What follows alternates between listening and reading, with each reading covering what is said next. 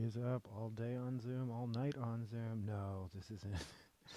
I actually didn't have too many meetings today, and I don't plan to be on all night. Hi. Welcome. You can, yeah. No, I do not want to think now. Thank you.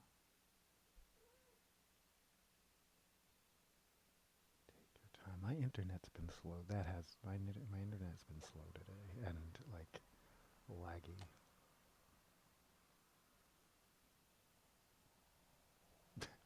Take your time.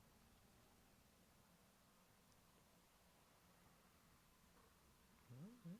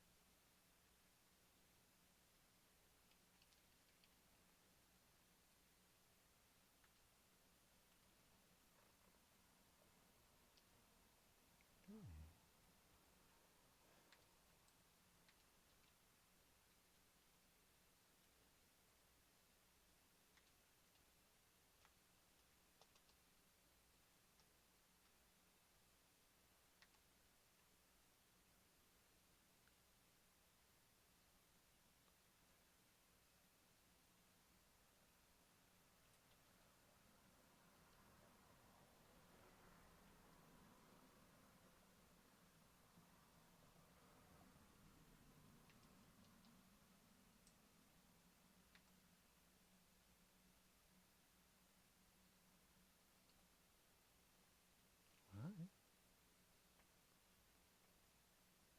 Oh, of course. Okay, excuse me. Sorry, Karma. Get unplugged. It did.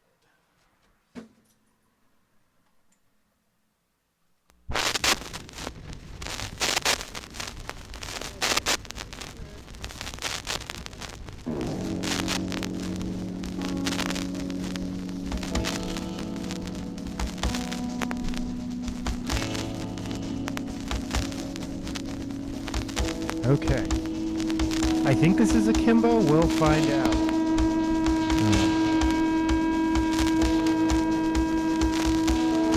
Off of the Is It Dead compilation.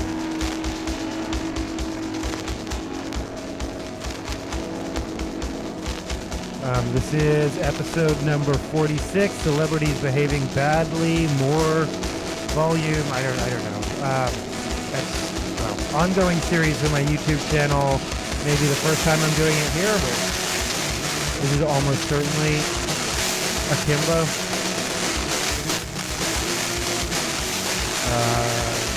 I don't know if you can tell, if it looks any different. I did redo the set a little bit. Anyway, more to come.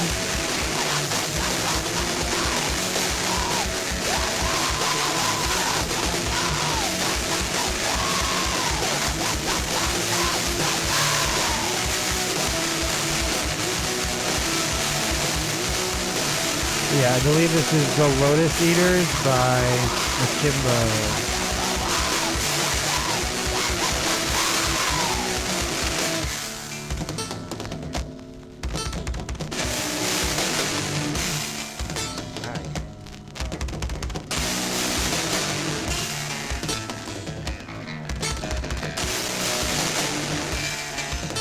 Yeah, and then assuming this is akimbo with The Lotus Eaters, Wrath of Dead Monkeys by WW4, is that right?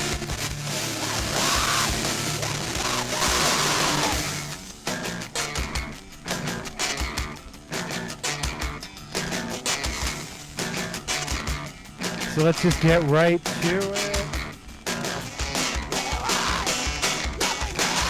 Yeah, a lot celebrities behaving badly. Enablers edition, because we're going to talk a little bit about who allows that to happen and who keeps platforming them and all that. I think that's an important part of the discussion as well. Today is day 38 of the Iran War. It is day 52 of the DHS shutdown, the longest in government history. It is April 6, 2026.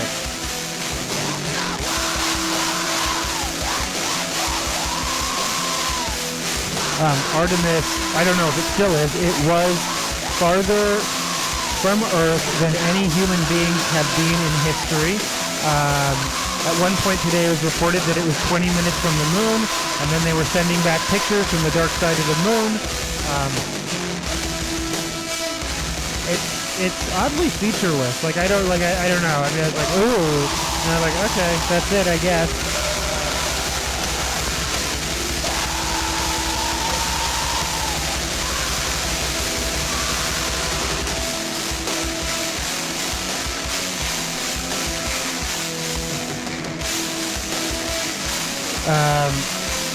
Sometime last night, just actually, I had forgotten that I had the live stream on just in a window, including sound, but because for a lot of the live stream broadcasts, it just has like a visualizer, and then like if there's nothing going on until either something at mission control or something aboard the Artemis itself, something interesting happens, so it'll just be like.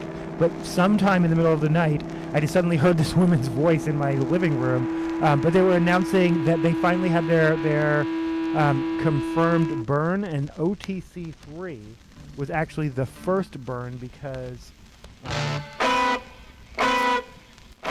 the first two were canceled for minor technical things. I think the toilet is still on and off, but they'll survive. I think they're on the return trajectory now. They're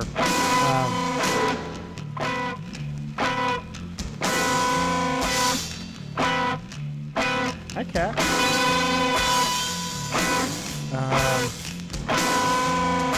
I got a lot of Iran stories. It's weird how many of these sort of came down during an Easter event, which, again, I talk a lot about this. That we're not allowed weekends anymore. Like they love the shock and awe and surprises. So even with the Easter bunny in the background, my dad said that was J.D. Vance. I don't believe that to be the case, but I'm going to go ahead and report it anyway. Unconfirmed, J.D. Vance in the bunny costume. Go ahead and spread that rumor as far and wide as you feel the need to.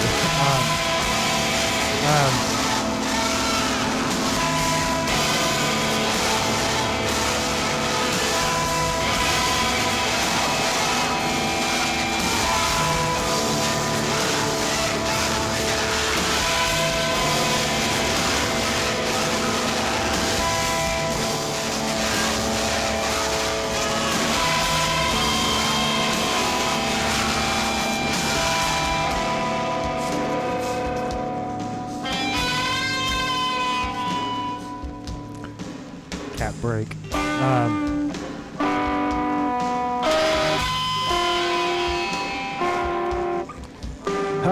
IDF strikes 3 Tehran airports, targets dozens of Iranian fighter jets.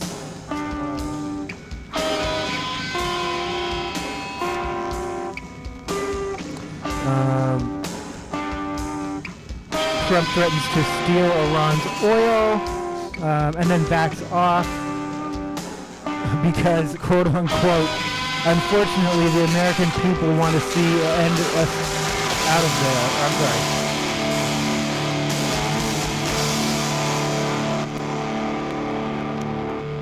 Unfortunately, the American people would like to see us come home. Sorry people don't want your endless war that you literally campaigned on not starting. But also, you're ultimately going to do what you want anyway. So even the suggestion that they do what the American public wants is yet another lie or obfuscation.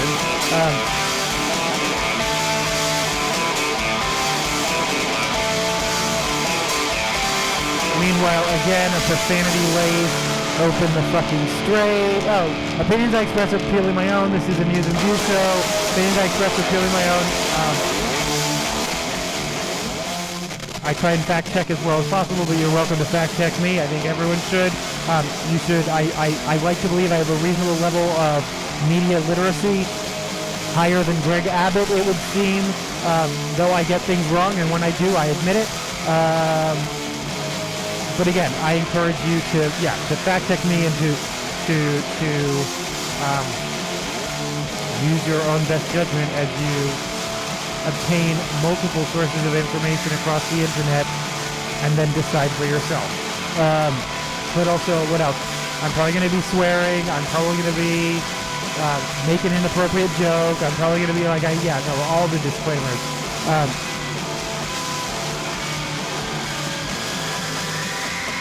But yeah, open the fucking street, you crazy bastards. It is Bridge and Power Plant Day, which people point out are like basically admitting to war crimes. Praise be Allah. Again, this is on Easter Sunday. Iran's response was just like, "Girl, are you okay?" Like they're.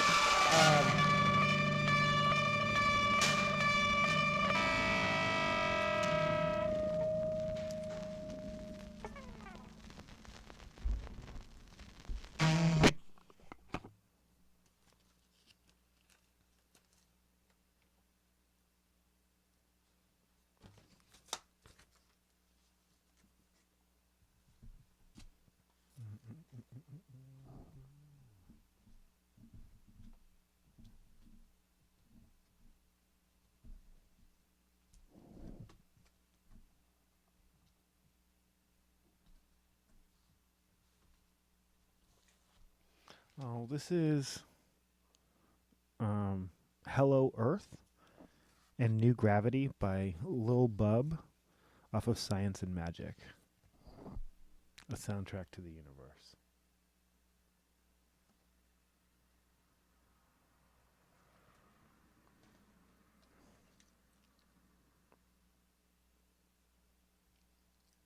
Yeah, for those who think that Grumpy Cat is the only internet cat I'm obsessed with all of them. Grumpy, Lil Bub, Nyan Cat, all the classics.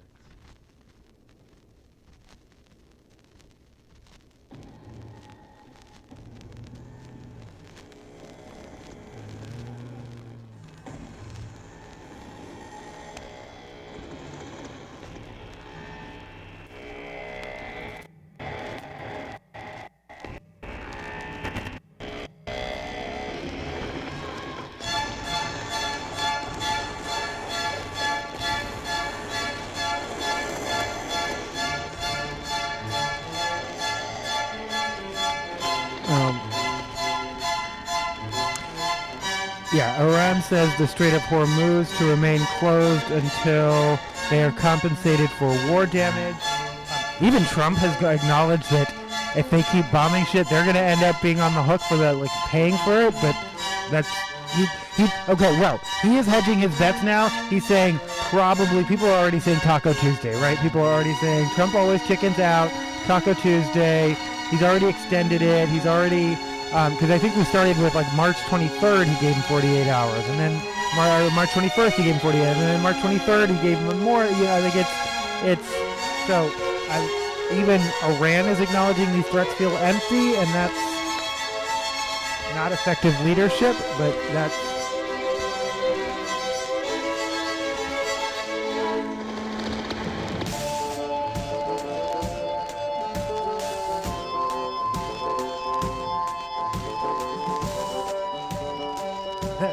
Huffington Post, Donald Trump threatens war crimes as Easter Bunny awkwardly looks on.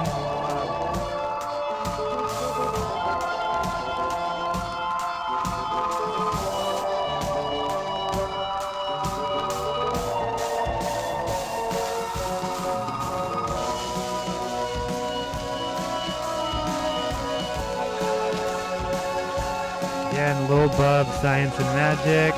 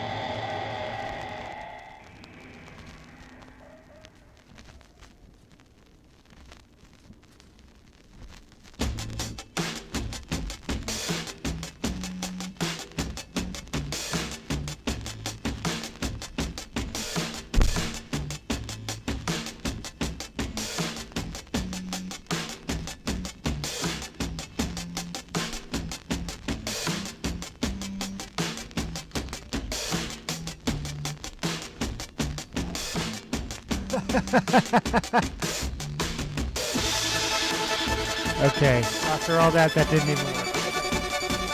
I had an idea. We're still experimenting with the new setup of the layout.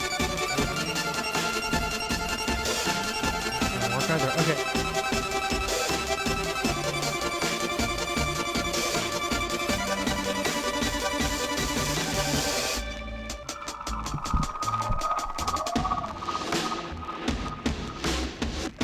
Okay.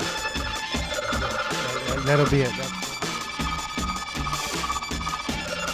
But then I will completely forget the song. Literally by the end of this song.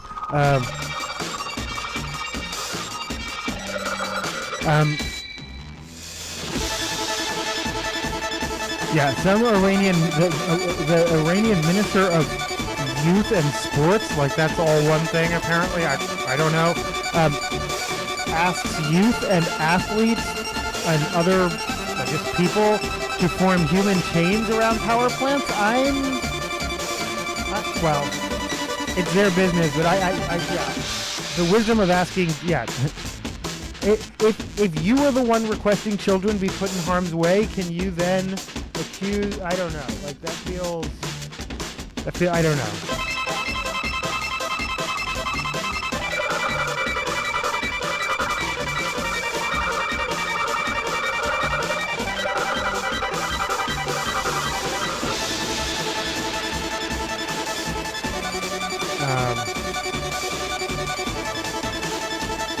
Iran also threatens to totally annihilate OpenAI's $30 billion AI data center in Abu Dhabi. So, I mean, things are escalating.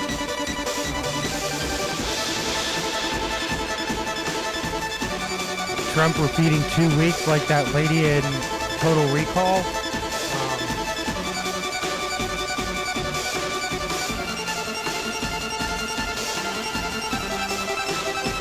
Meanwhile, at the White House Easter egg roll, again, no confirmation on who was in the costume. Trump, well, in addition to lying to people in general, lying to children in particular, telling them that they could sell his signature on eBay for $25,000. I checked. His signature goes for between $300 and $1,900, depending on what is signed. But yeah, I don't think you can get $25,000 for a signature on anything. He also was talking to children about Biden and the auto pen. So again, if I have a perfectly valid criticism of the sitting president, I'm deranged. But if they bring up a man who is retired, that's to children, that's just perfectly normal. That's absolutely, what else would you expect Trump to talk to children about?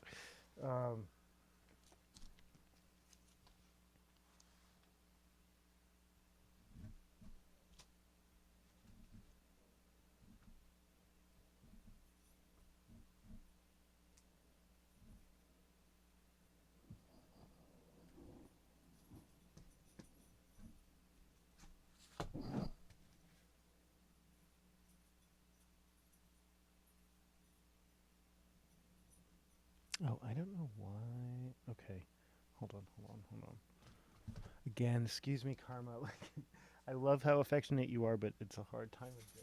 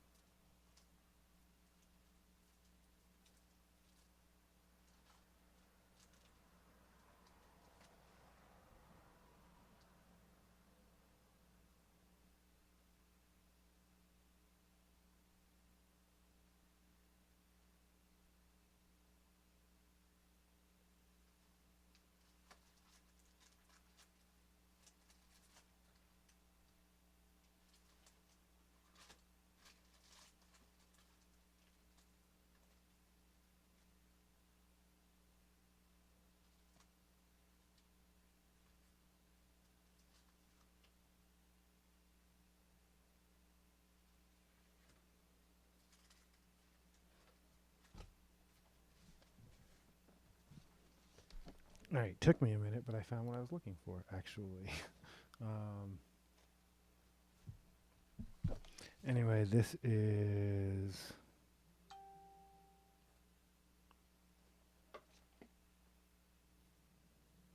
This is Harlem Shake featuring Young Thug by Future off of High Off Life.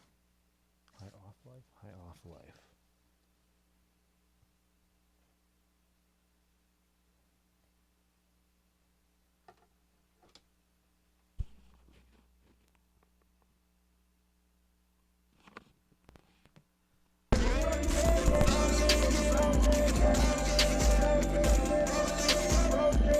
The end of Trillionaire.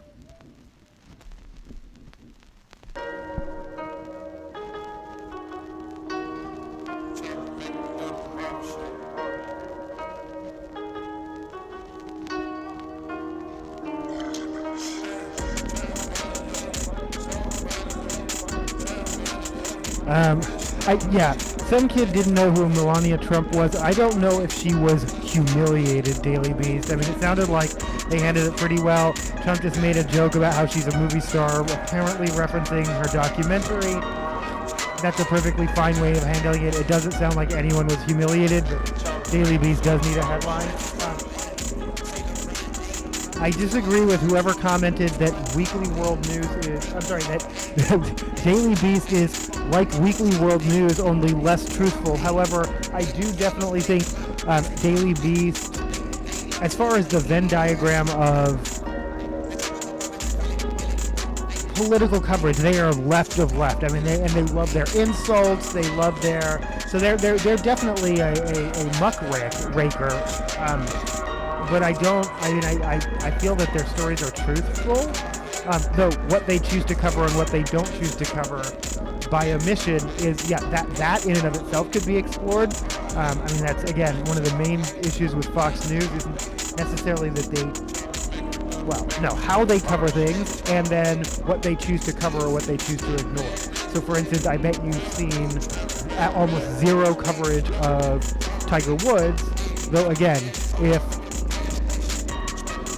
a Democrat, with Obama or Kamala or whoever, were in office and their drunk golfing buddy with pills in their pocket flipped a car and then called them from the crime scene on body cam footage, I feel like Fox would have something to say about that. Like, I'm speculating, but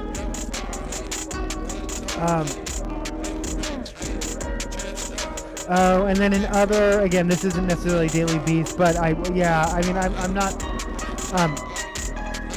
multiple reports prior to Easter, the president hadn't been seen publicly since his speech earlier in the week.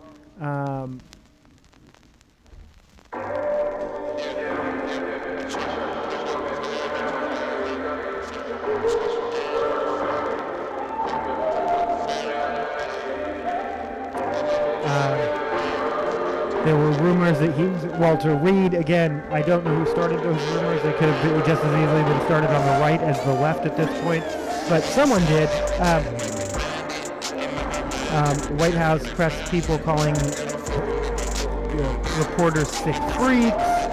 Their overreaction does seem strong. He did appear to have Band-Aids on his hand on Easter. Their tone actually got my attention more than the speculation.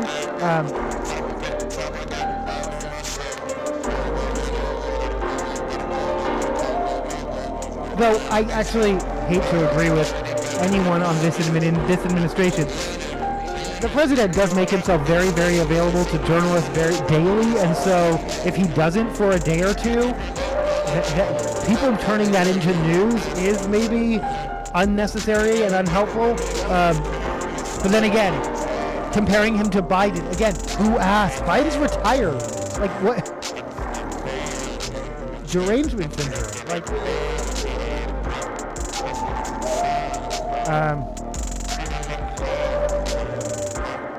I'm switching back and forth between a variety of stories. All right. I'm trying to think of anything else from the Easter thing.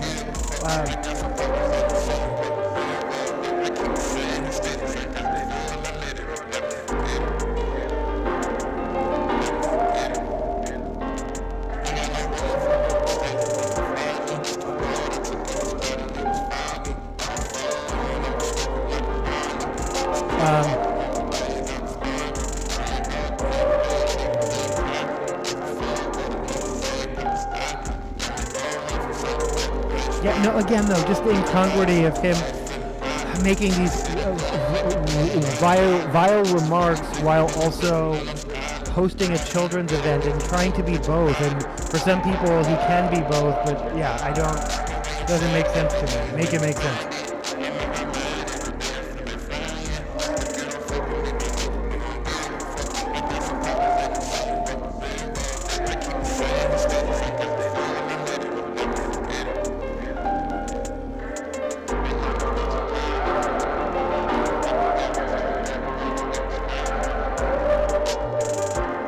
Am I on the wrong desk?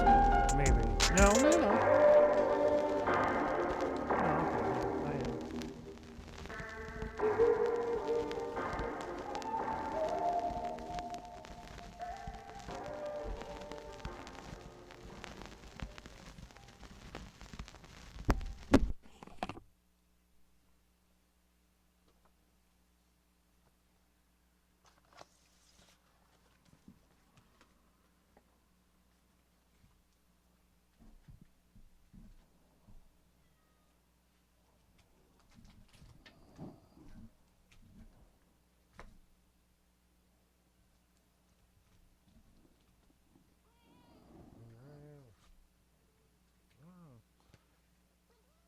This is Berserk with this Silence Kills, followed by Out of the Blue.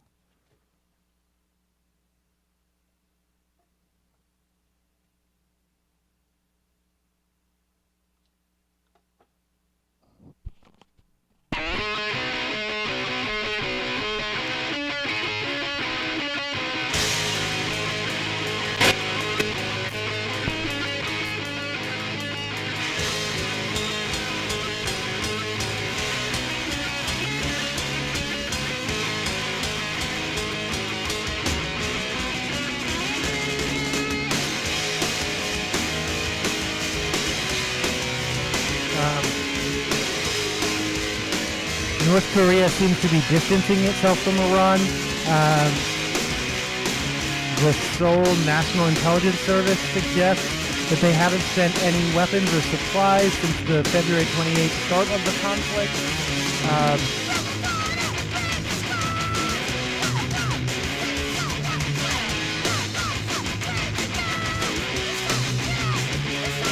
Meanwhile, North Korean hackers have gained access to Axios project, which is an open source used by millions, including developers, apparently by gaining trust over time. I don't know too much about that, but it doesn't seem to be a widely reported story, but it seems important.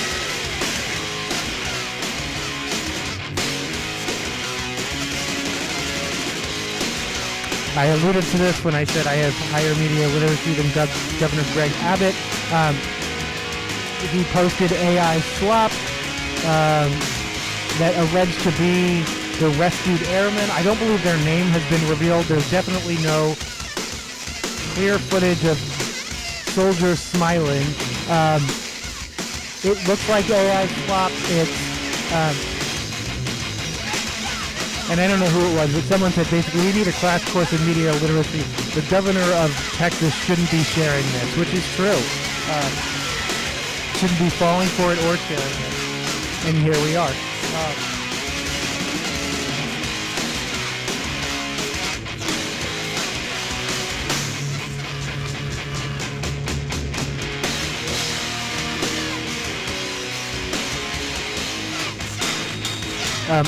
Another staffer has allegedly come forward saying that they were pressured by Tony Gonzalez for nude photos and sex. This happened in 2020. He apparently has dropped his election bid. This was the Trump-backed Republican who was accused by staffer of pressuring her over a period of time. I guess Saturday Night Live had a skit about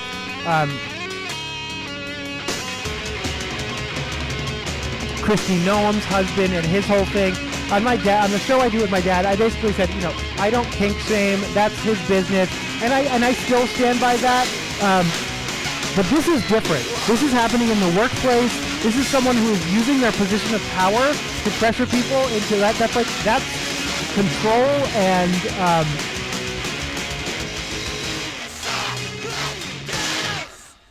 It's predatory. And that obviously speaks to character and fitness. So yeah, that's different.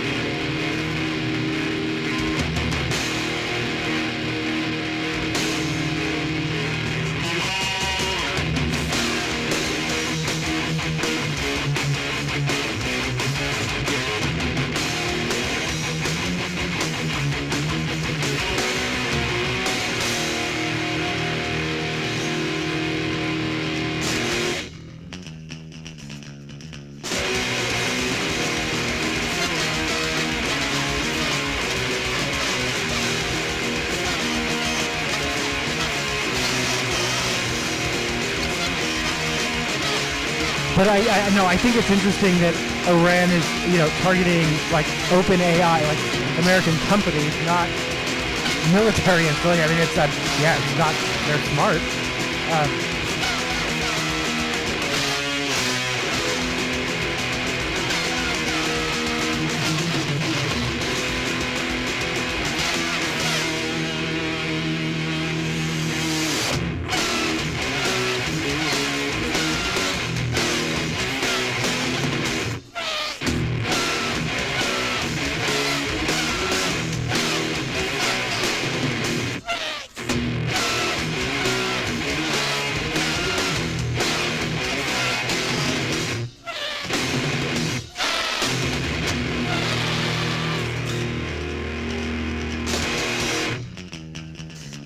A Tennessee school board member is under fire for telling a student that she's hot. Says his comments were taken out of context. I don't think he'll experience any consequences, but he might be mildly embarrassed for a little bit.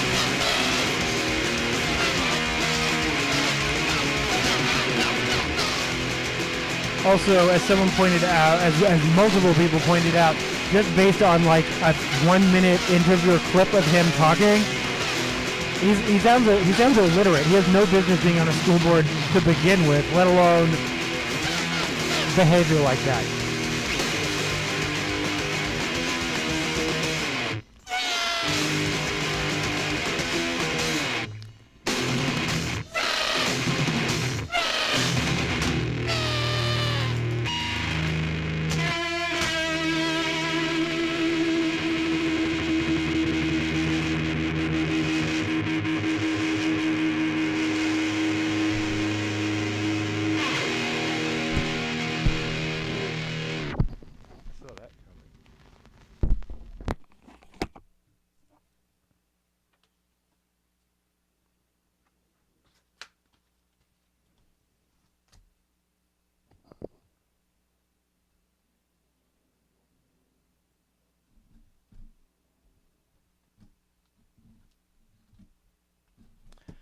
Is Tsunami Bomb, who Berserk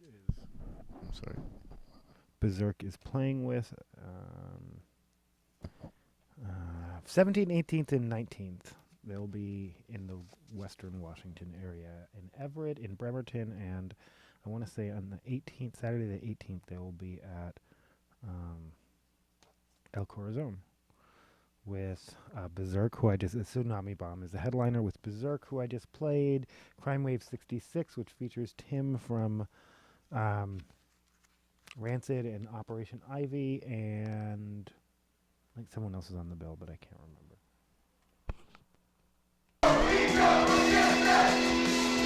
This is the end of Naysayers, and this is the Hathers.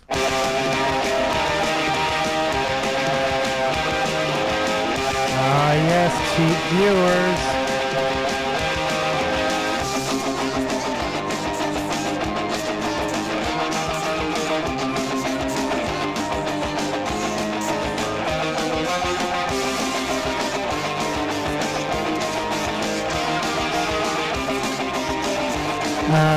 According to reports, Stephen Miller isn't going anywhere. He has been laying low. At least according to one analysis, he was appearing on Fox News on average every 4 days during this administration. Then he only appeared twice in February, so he does appear to be laying low. And he's apparently dreaming up new ways to make life hell for immigrants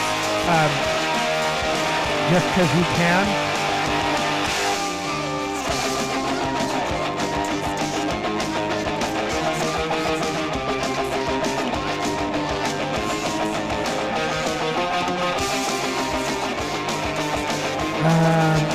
U.S. soldier's wife deported as he checks in from at a military base.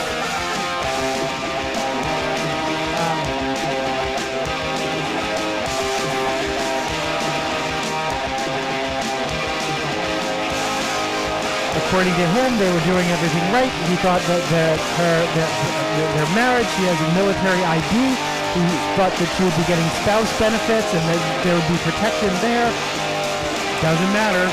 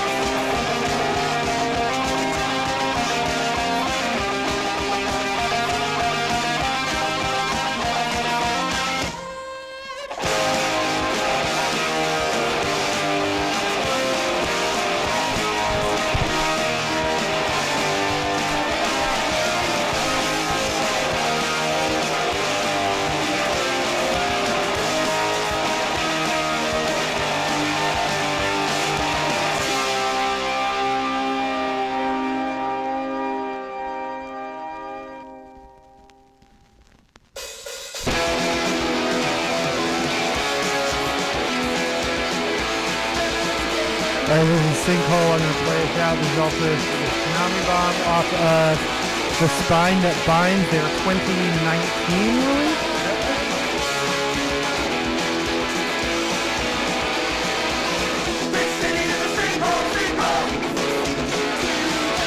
There's actually no date on it.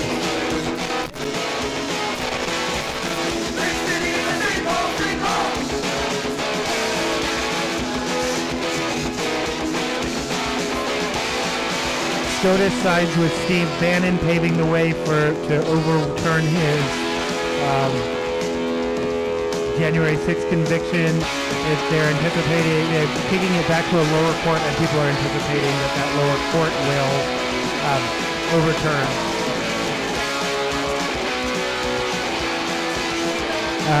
Meanwhile, a federal judge has blocked Trump's Trump-backed effort scheme to allow churches to endorse political candidates tax-free. I feel like they already do, but so I guess probably not legally.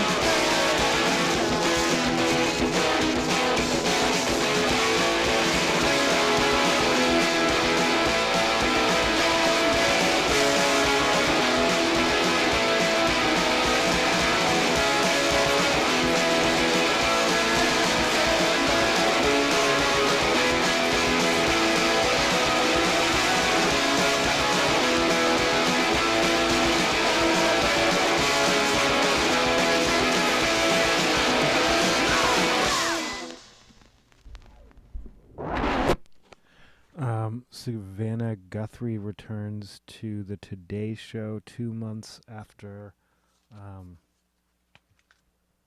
her mother's disappearance. Her mother remains missing. A new ransom note has been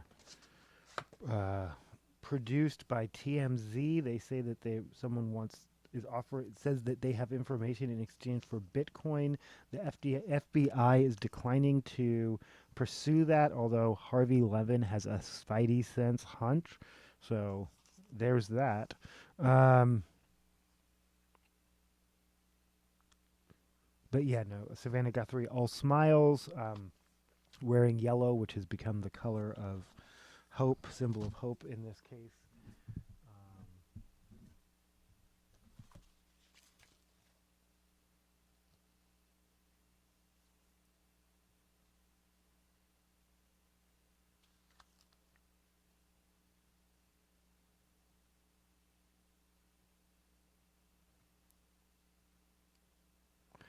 This is... Oof, what am I playing?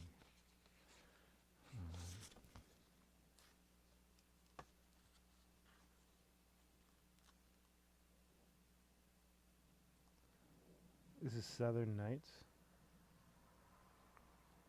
by Glenn Campbell. Actually, this is Mr. Blue Sky by ELO, followed by Southern Nights by Glenn Campbell.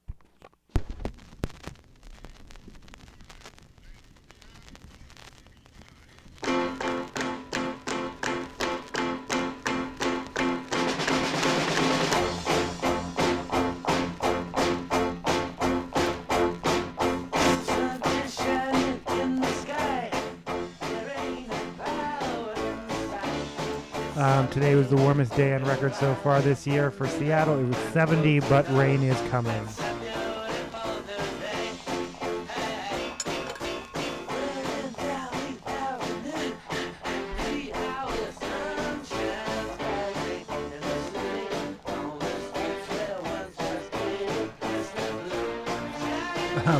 Fox. Backlash as backlash from UK Christians as King Charles does not wish them an Easter message after wishing Muslims a blessed Ramadan. I mean, they did a whole thing at St. George. Like, they spent all day like doing Easter. Like, stop it. Like, stop it. And then the Mirror trying to make a story out of King Charles touching his grandchild's cheek. Like, they said they wished him what's the story? Happy Easter. He has affection for his grandchildren. Is that? We understand he's the King of England, and famously, never mind. Anyway, we're not going to talk about that. I'm not sure there's a story though. The main story was Beatrice and Eugenie not being invited. Obviously, Sarah and Andrew wouldn't be, but I guess all four, Beatrice and Eugenie were at Christmas, and all four of them were at Easter last year. So that the discussion about the York brand being toxic.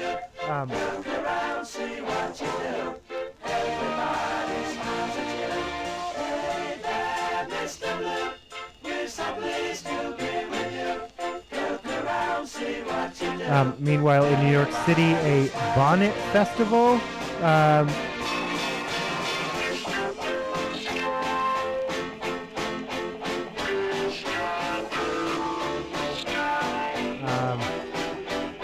Particularly around St. Patrick's Day. I mean, not St. Patrick's Day. St. Patrick's Cathedral. This is on Easter. But yeah, bonnets. Sure, why not? Cardi B teams up with Mayor Mamdani. She will be judging a jingle contest to promote the free child care, which apparently the slots will be beginning in the Bronx. It's famously her.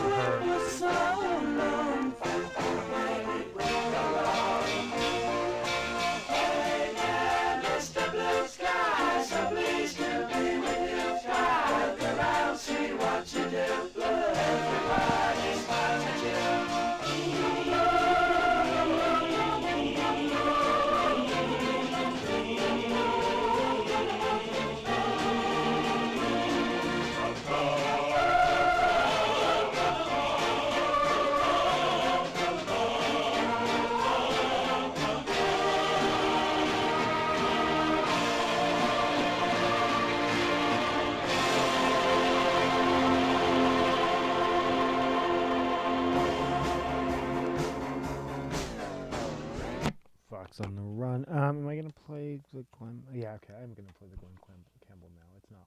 It's a short song. And I do like short songs.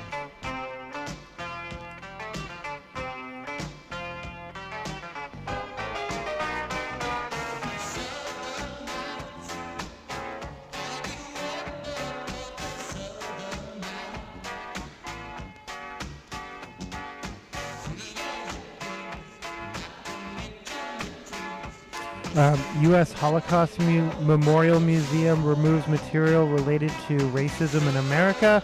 A spokesperson says, denies that this was at the White House request, that the topics be removed. Imagine living in a world where you didn't have to deny that, where that wasn't. And imagine living in a world where you could believe them when they denied something like that. But these people want and need to keep their jobs, and I do understand that.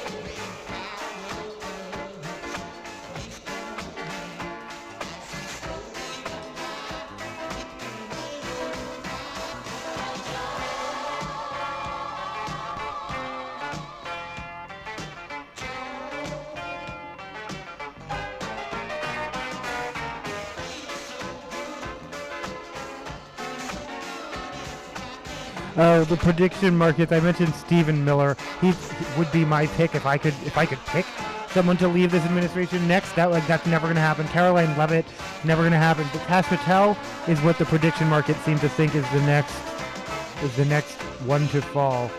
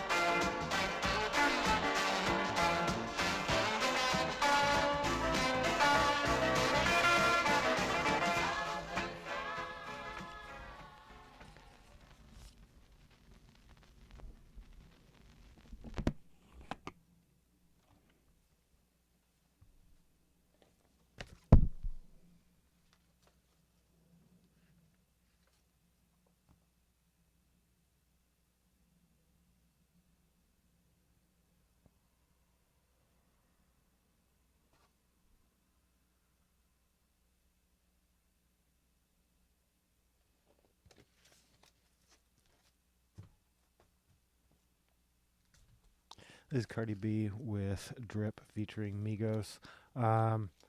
Offset has been shot. We haven't gotten entertainment news yet, but Offset has been shot. He is okay. He's in stable condition. He was shot near the Seminole Hard Rock in Florida. Again, apparently he's in stable condition and he's okay. But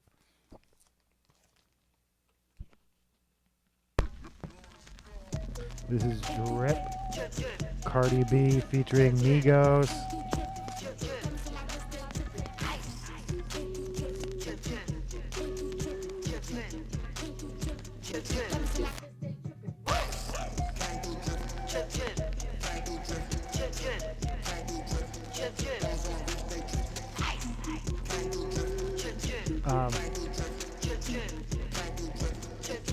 Yeah, like I said, this next segment is,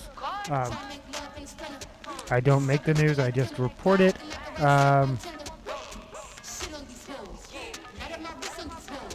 Yee sells out 2 LA shows at SoFi. I mean, that's a stadium full of Nazi sympathizers as far as I'm concerned. I can't put any other way to put that. Or maybe they're just that ignorant, but I mean, yeah, this whole separate the art from the artist, it's time for forgiveness, Teyana Taylor, I'm not here for any of that shit. You're Nazi sympathizers. You're Nazi sympathizers.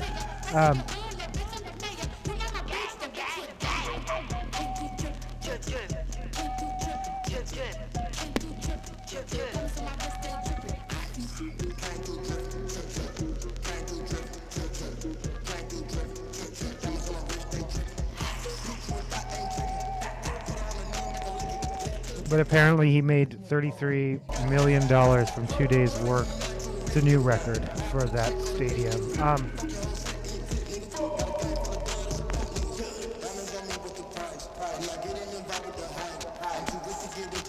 But yeah, now when we get to the Enablers edition, like SoFi, I would never go see a show at SoFi. Fuck them.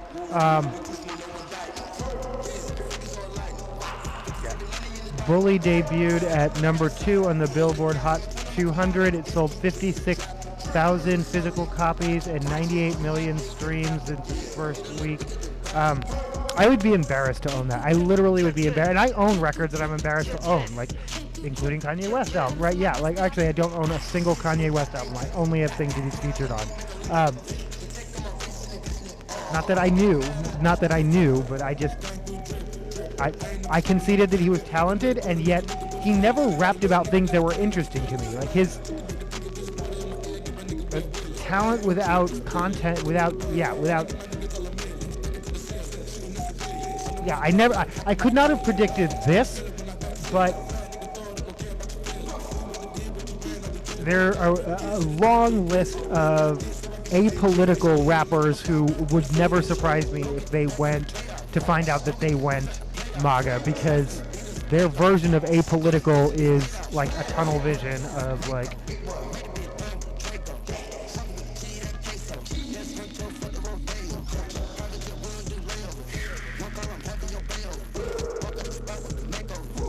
but no, again, that's record labels, that's distributors, that's so many people are complicit to make that happen. That's Billboard. Like you could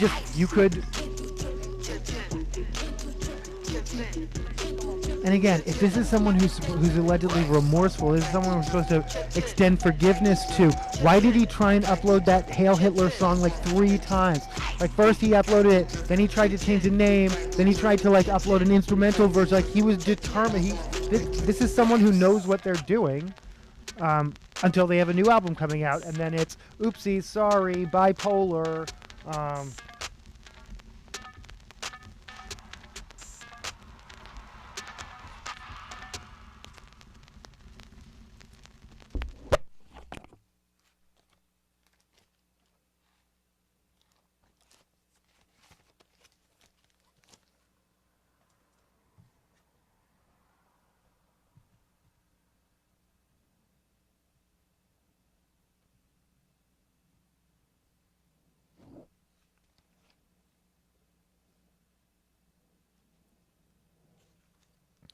This is Give No Fucks featuring Migos by Jeremiah off of Late Nights.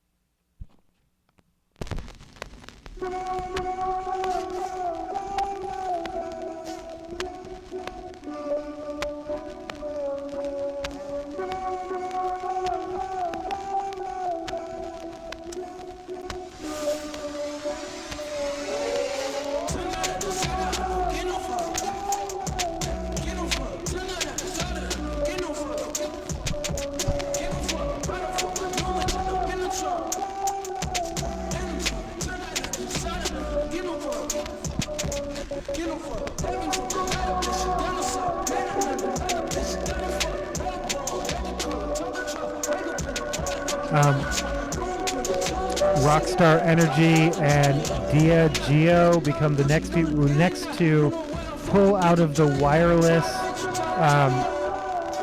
concert in London, or England. I'm not sure if it's in London. In England, it's not in London. Where that Kanye is scheduled to headline in July, or Ye rather. Meanwhile, the organizer, who claims to themselves have spent time on a kibbutz in Israel in the 70s, defends it, says something forgiveness, head of the blame streamers. Well, he didn't, not blame streamers, but basically said one thing, which is, he's not been invited for his opinions. I'm like, yeah, but his opinions are infused in his music.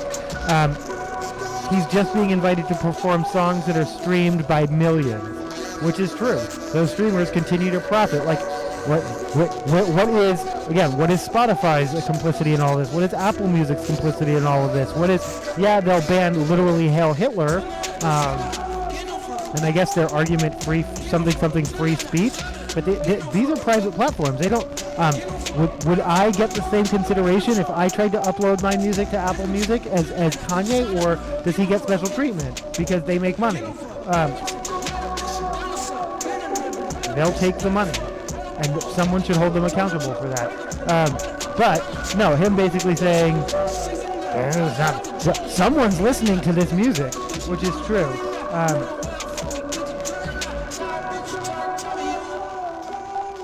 And again, and the fans, who are the enablers, people who know everything that he's done, and are like, yeah, but that song is so good though, or like, what? Yeah, they're enablers.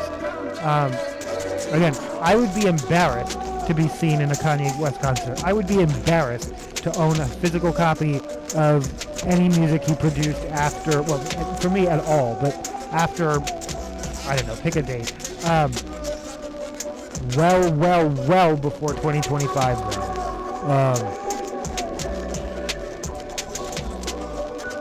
And then there's talk of whether he will even be allowed a visa. His visa to Australia was canceled after, I don't know, the t-shirt or the song or whatever. Again, that was last year. That wasn't years ago. That wasn't, and that was after.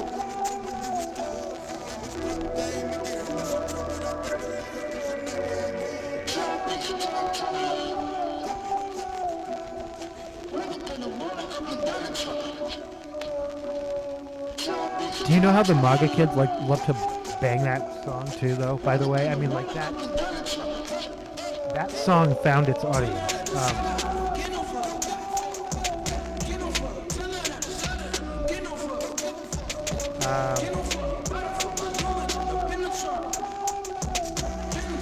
Seeing Sydney Sweeney platformed is just like watching Gretchen trying to make Gretchen Wieners happen. Like fetch happen. Like I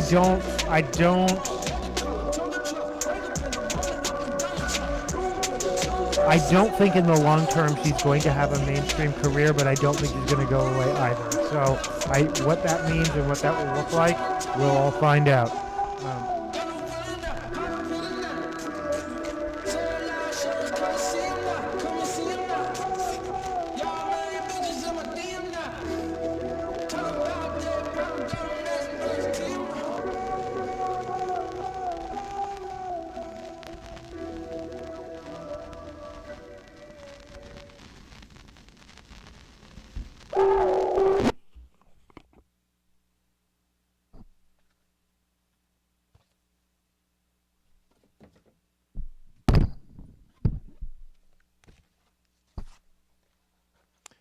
System is not perfect. This setup needs work, but that's okay. Was I on the wrong side? No, I was on the right side. Okay. This didn't feel super Migos-y. I didn't. Okay, I missed it. I was talking.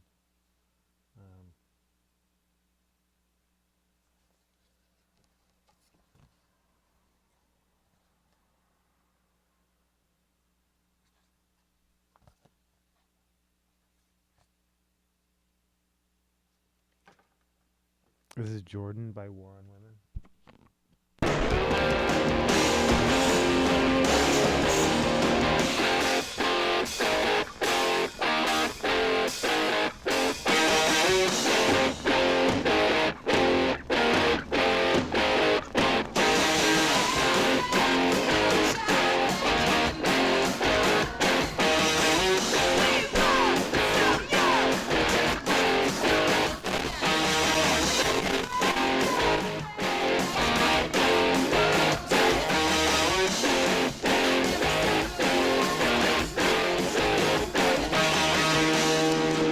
Even when they're dead, some of these, whoever, can't resist platforming horrible people. I guess there's a new documentary about Hulk Hogan, or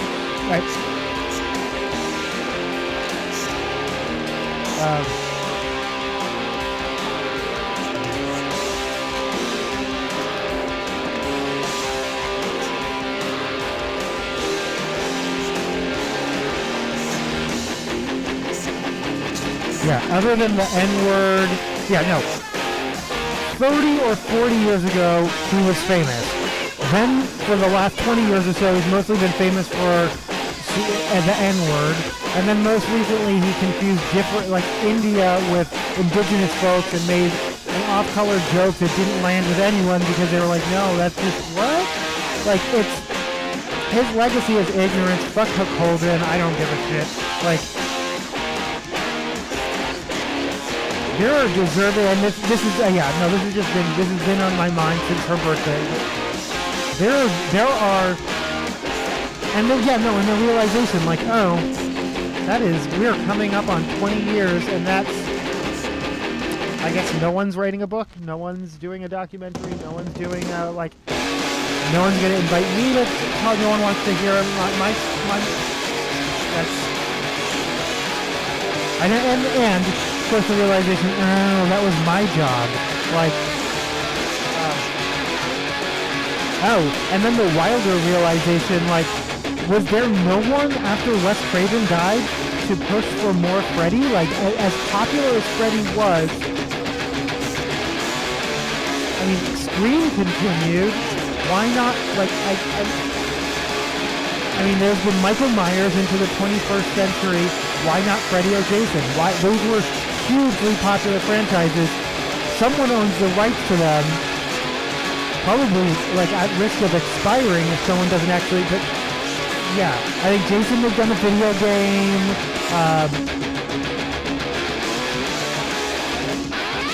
Yeah, Freddy, there hasn't been anything since the not very well received, though I thought it was okay, reboot.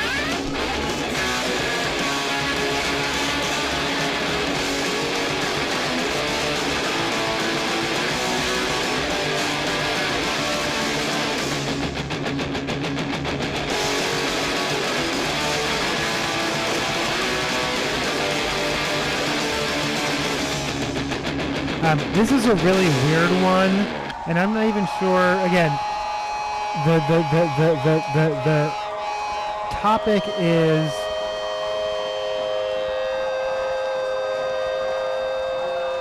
celebrities behaving badly, and they're enablers.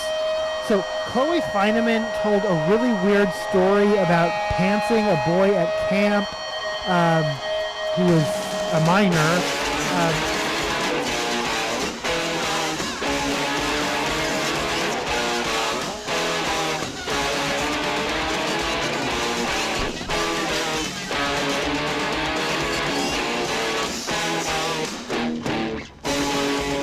Pro-life.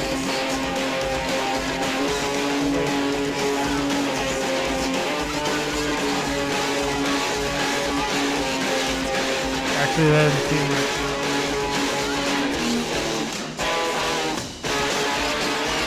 Right, whatever it is what we're listening to.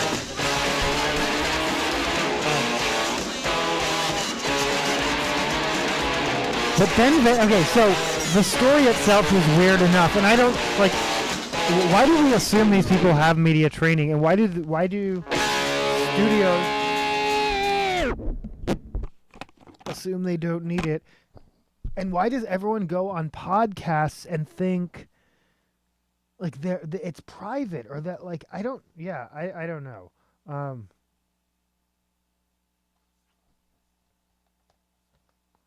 But the weirdest part is Vanity. Yeah, she's getting some. I mean, people are like, "Oh, that's oof." She said she was fired over the incident, but later rehired.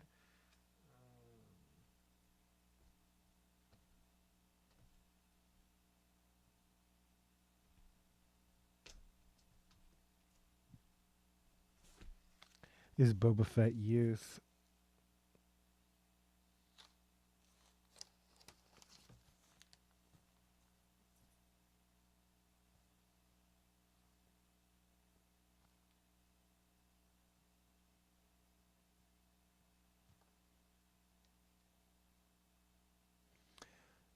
I believe this is... Okay, fine, I'll admit it. I hate everybody. Possibly followed by Dress the Part.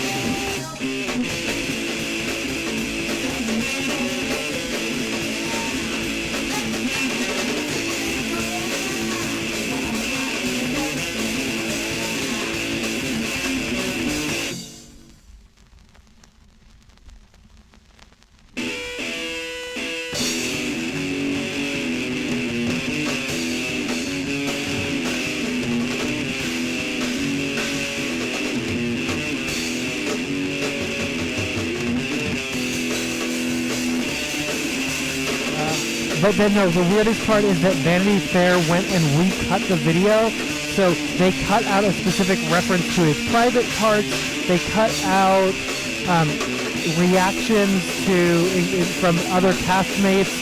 I think including a line about "you're on a list somewhere." Basically, after they released it, probably in response to criticism, they just re-edited it to make the story less bad. But anyway, which people say are like a little bit of enabling.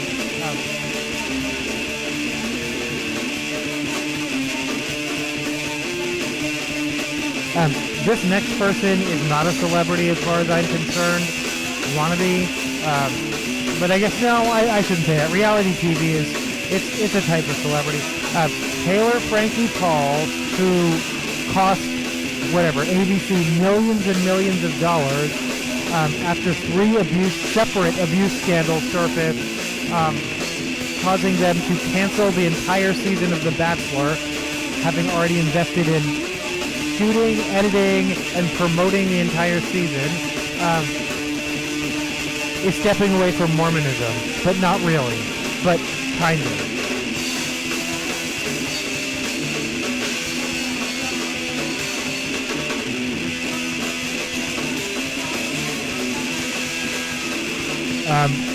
Melissa Gilbert wants you to know that child abuse is all about her.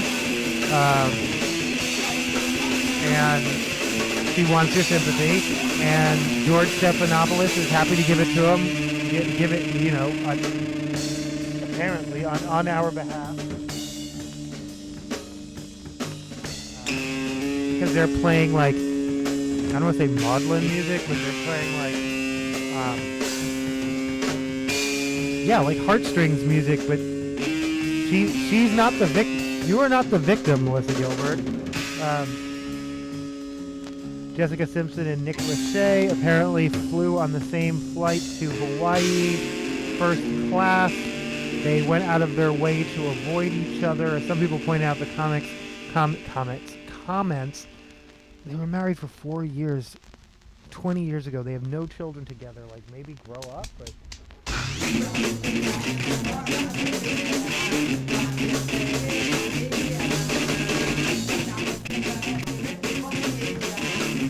Yeah, most people I can smile to their face whether I like them or not, but there are a couple people that I just genuinely I can't. Like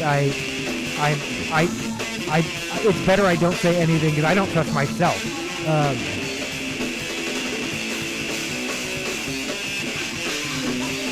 Meanwhile, the other part that that seemed to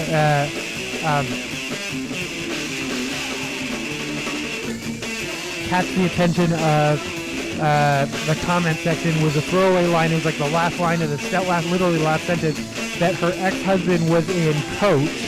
And people first of all, people conflated ex-husband and husband, like it didn't clearly say ex-husband. Ha ha ha, she made her husband, just because they liked the idea, ha ha ha, she made her husband fly Coach. Other people pointed out, most likely he was, well, first of all, they're not together, so she's not obligated to buy him a ticket at all.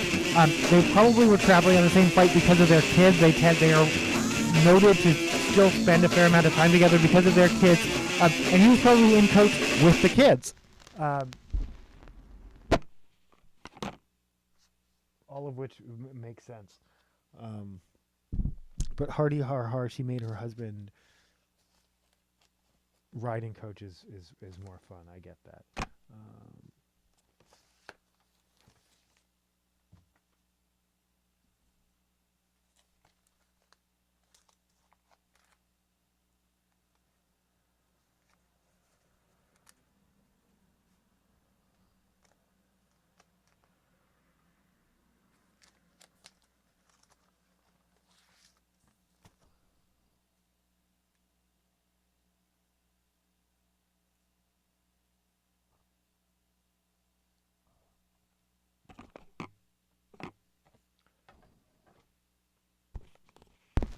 Is Demic Scroll alive?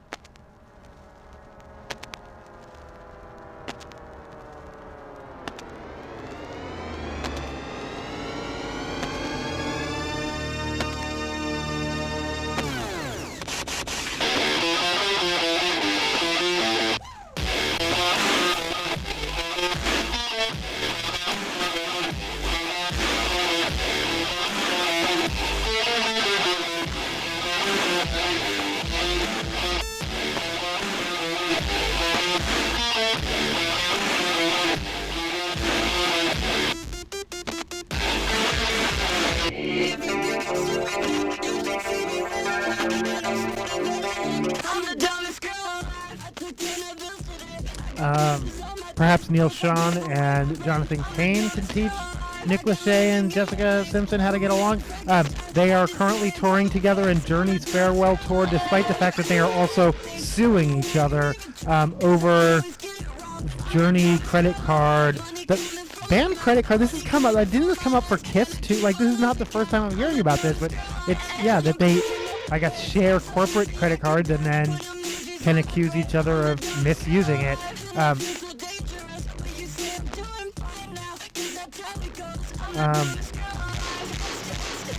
They also have a rift over politics and religion, but not really. Not so much because Neil Schon opposes Jonathan Cain supporting Trump. Well, no, he wasn't too cool with it, but he just thinks they shouldn't be political at all. Not there's anything wrong with those politics, just he'd rather they not be publicly political at all. Because he's more worried about alienating anyone, not...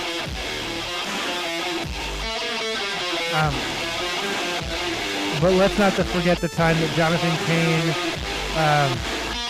performed Don't Stop Believin' at Mar-a-Lago in 2022 with Kari Lake, Marjorie Taylor Greene, and Kimberly Guilford.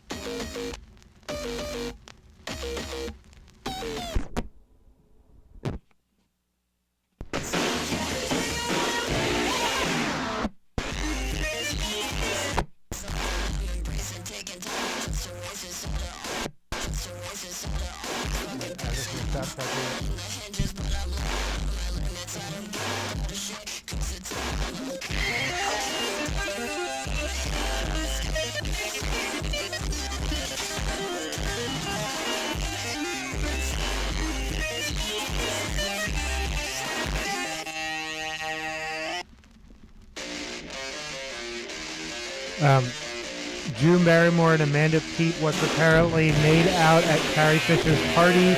Matthew Perry may have been there as well. Drew Barrymore, life used to be more fun. Do you mean in your 20s? Yeah, it probably was.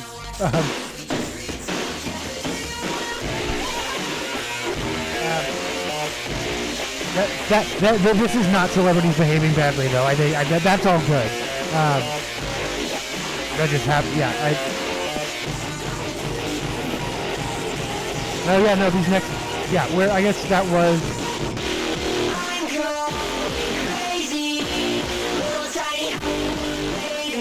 Separately, Amanda Peet regrets that article she penned for Lenny, which is Lena Dunham's now defunct blog, where she basically talked about natural and not getting work done, and now a decade on from that, she's like, ooh, I kind of talked myself into a corner there. If I did want to have some work done, and now I've made that my brand, but I say go ahead and get it done anyway if you want to. Also, I disagree that your face very obviously looks like it hasn't had work done. You look great, Amanda. You look fine.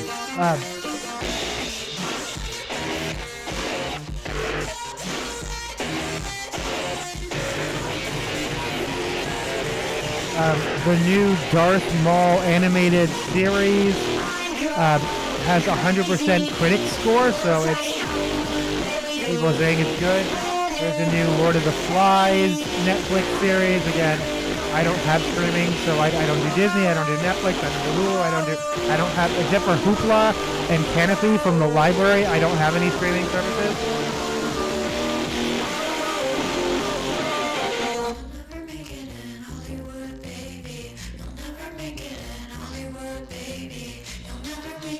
We already mentioned Offset was shot. He is okay.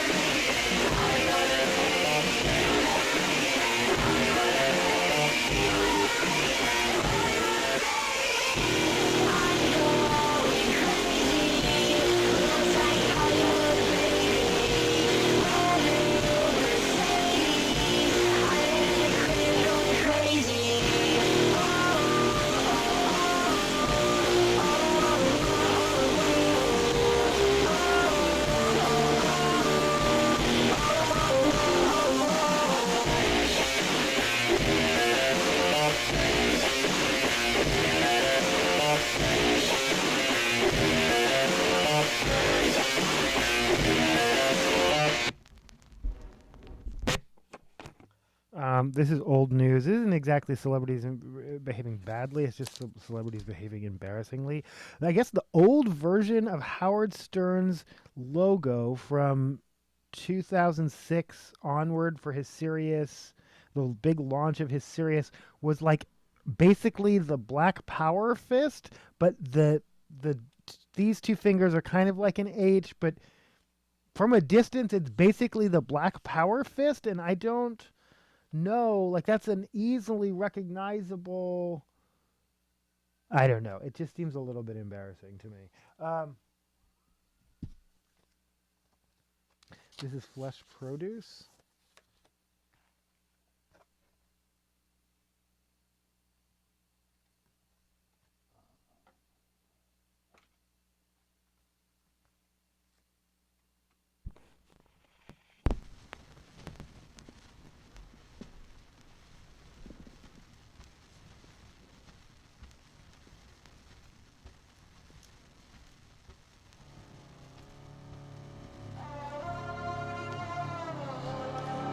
This is Flesh Produce.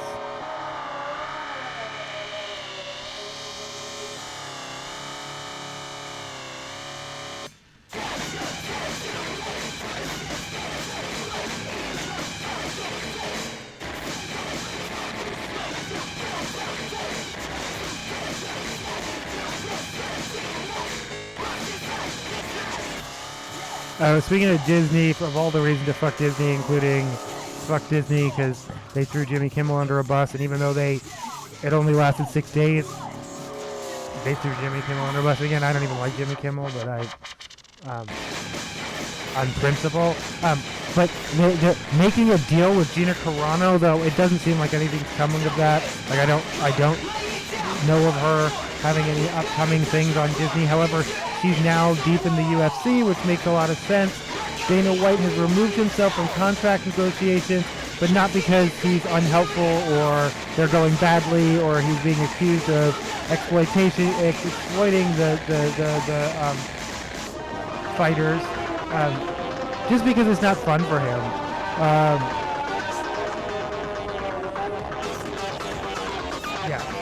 Ronda Rousey and others say he's screwing them over, but I guess that was the fun part? I don't know.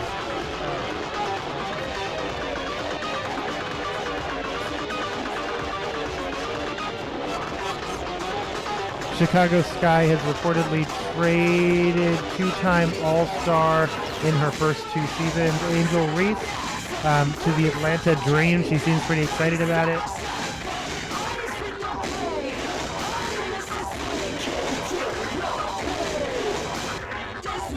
Meanwhile, CBS has announced its replacement for Colbert for The Late Show. Byron Allen's Comics Unleashed. Like this weird late night, like I'm not a huge fan. I don't have anything against Byron Allen in particular, and I respect his media savvy and make that money by all means. I don't think he's particularly that funny. I think Comic Unleashed routinely gets really funny people on, and then they're not very funny. And here's why. I think the format is cringy. I think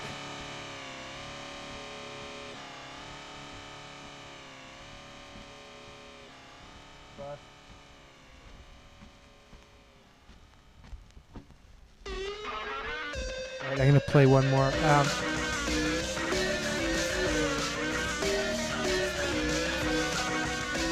don't know what this is.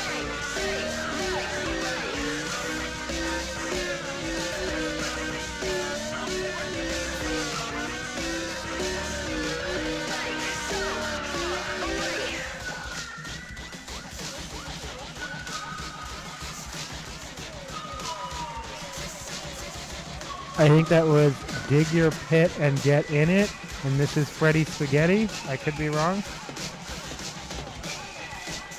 Flesh Produce.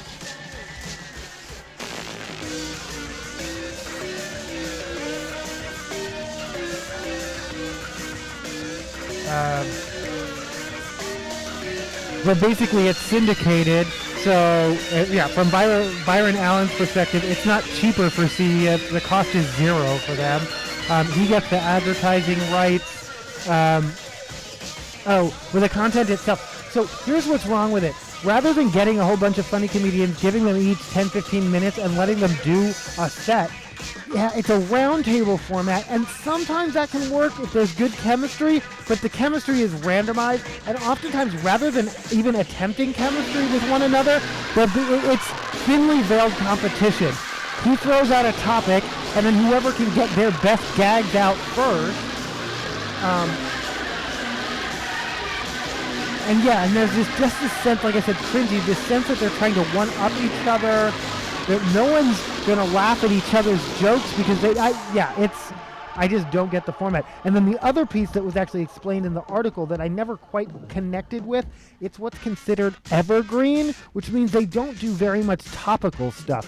And they said, which you can tell, some of the stuff...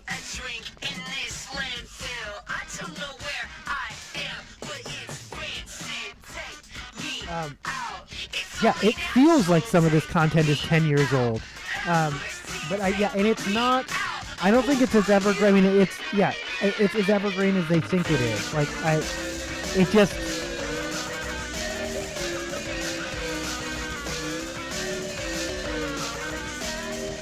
It's just bland. It's just milquetoast. And then the other one where it's like a game show, that's getting moved up by an hour as well. That one's a little bit better, but it's still... it's still not funny.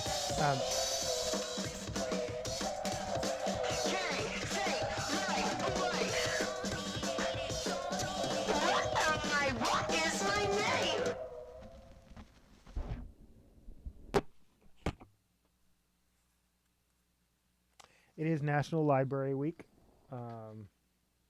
Support your local library.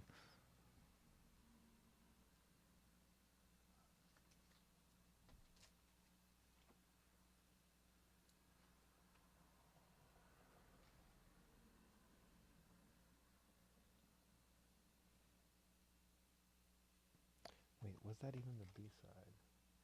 Oh, it was not.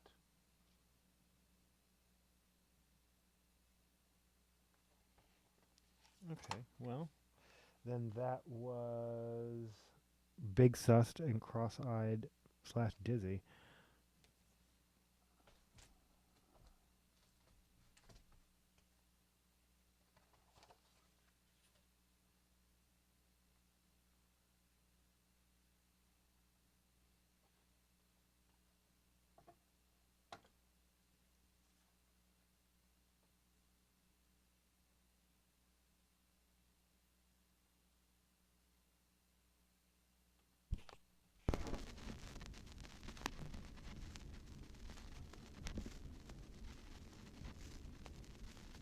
My experience. I think this is I'm Brown, I Died Long Ago, but these are newer records to me, so I'm still figuring stuff out.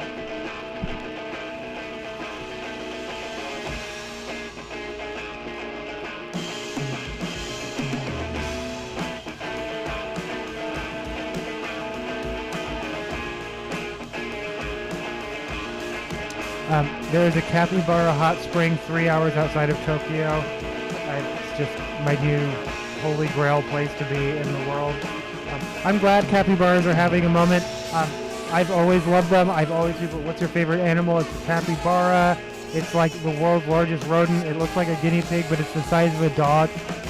Picturing that, no one ever was like, oh, that sounds awesome. They would be like, ugh. But you see them and they're fucking cute. People love them. They're rodents, but they're adorable. I mean, so again, I'm glad the world has come around on capybara love.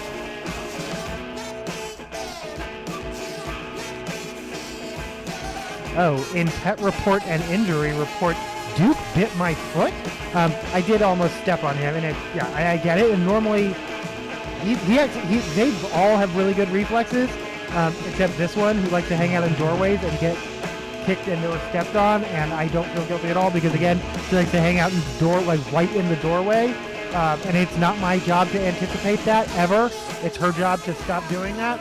So again, I don't feel guilty. But yeah, no, this one, I don't remember if it was his paw or his tail, but yeah, no, but he bit like bit, like I was like he wasn't gonna let go bit. Like he doesn't normally, he's not aggressive at all, but he's not aggressive.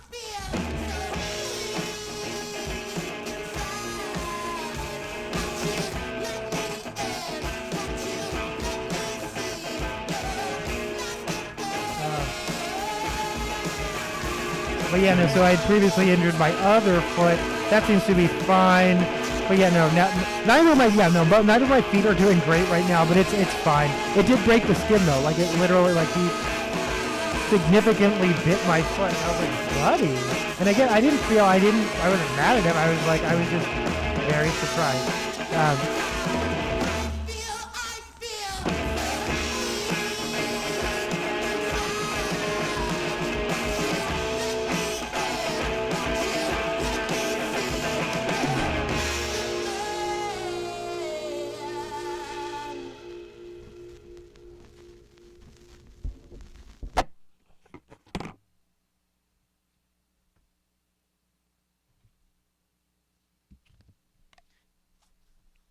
No, thank you. Not for cats.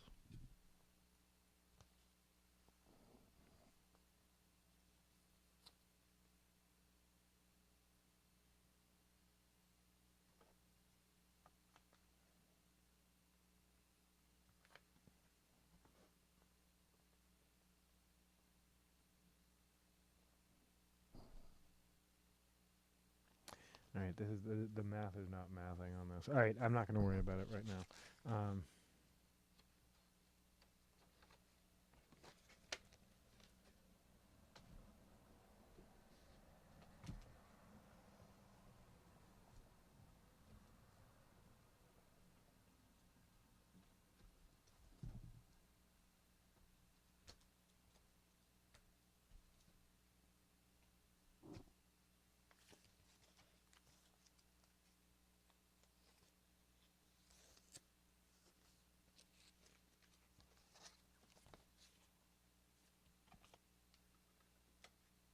Is Pigeon Pit off of Treehouse?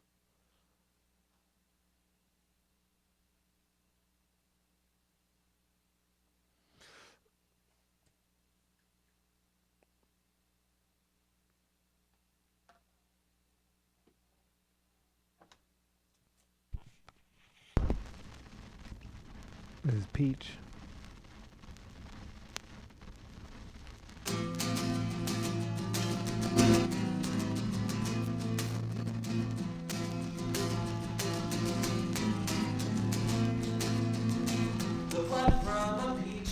Down your chin, once on the porch, your skin on my skin. Can we call it digging for it if it's just a whole bus to your house?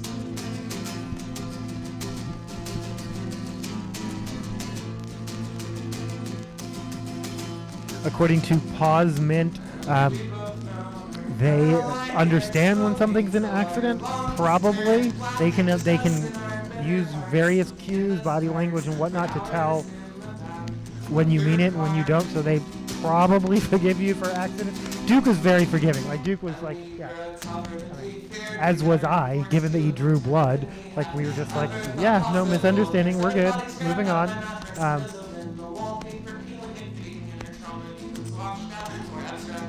There is blood in the carpet.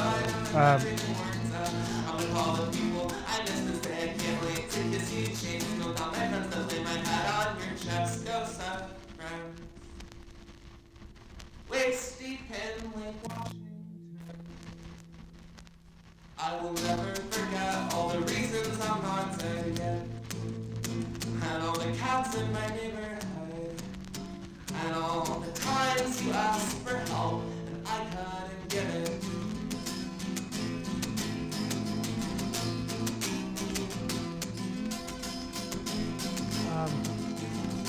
Yeah, after doing all this for this plant, this feels very precarious, and that's not doesn't feel like a long-term solution. The neighborhoods we grew up in.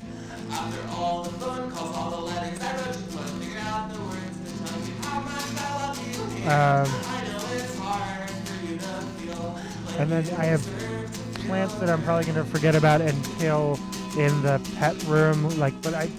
It's that time of year where I should be setting that up, taking advantage of all the spaces where where I get regular sunlight. Because one of the things about this house is it gets great exposure from various angles. Like every room has a time of day where it is lit up. And then in another, I don't know if this counts as an injury report. So it's Peach and this is Plum.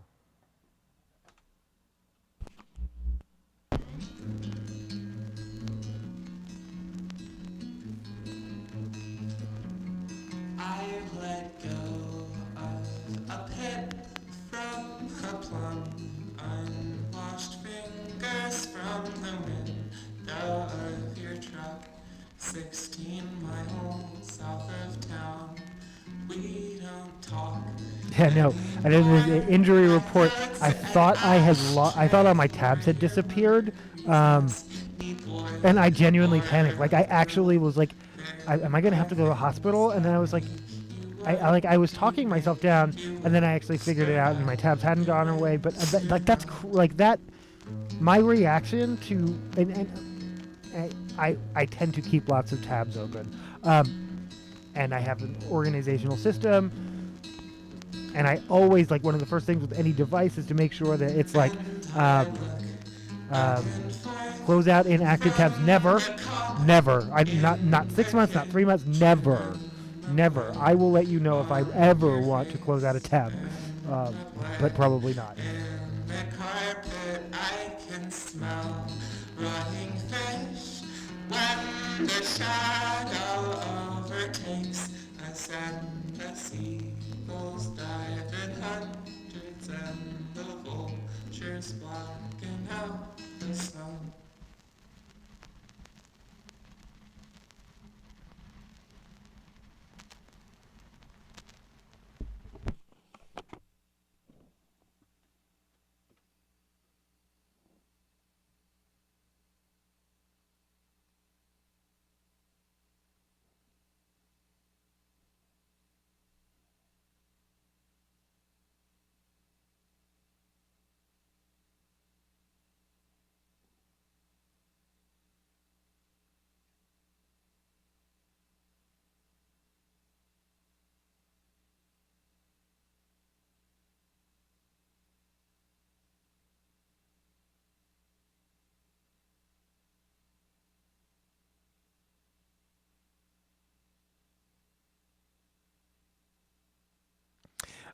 Brian Cox, the latest actor to call out other actors, and so now Tarantino gets fair play.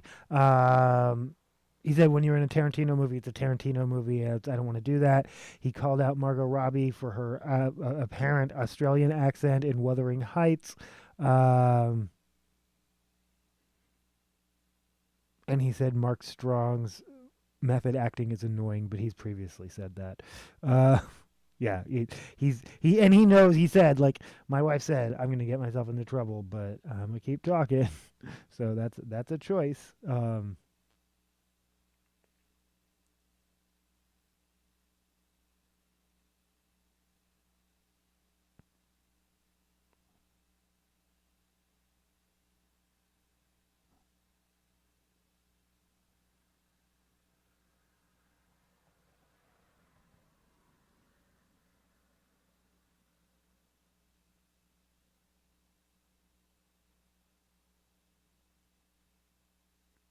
Oh,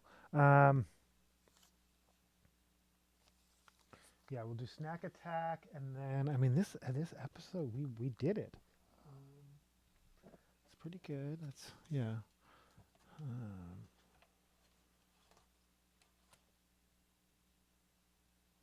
I think I may end up. This is just an interesting article about Peeps.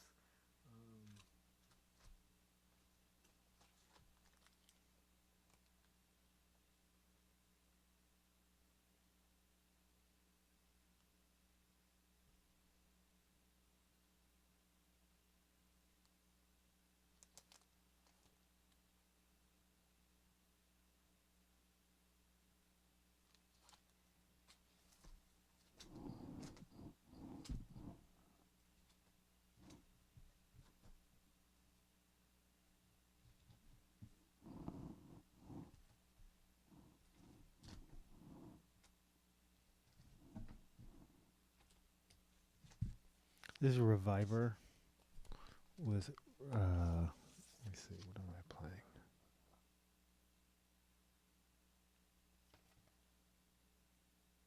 Is Rain Down?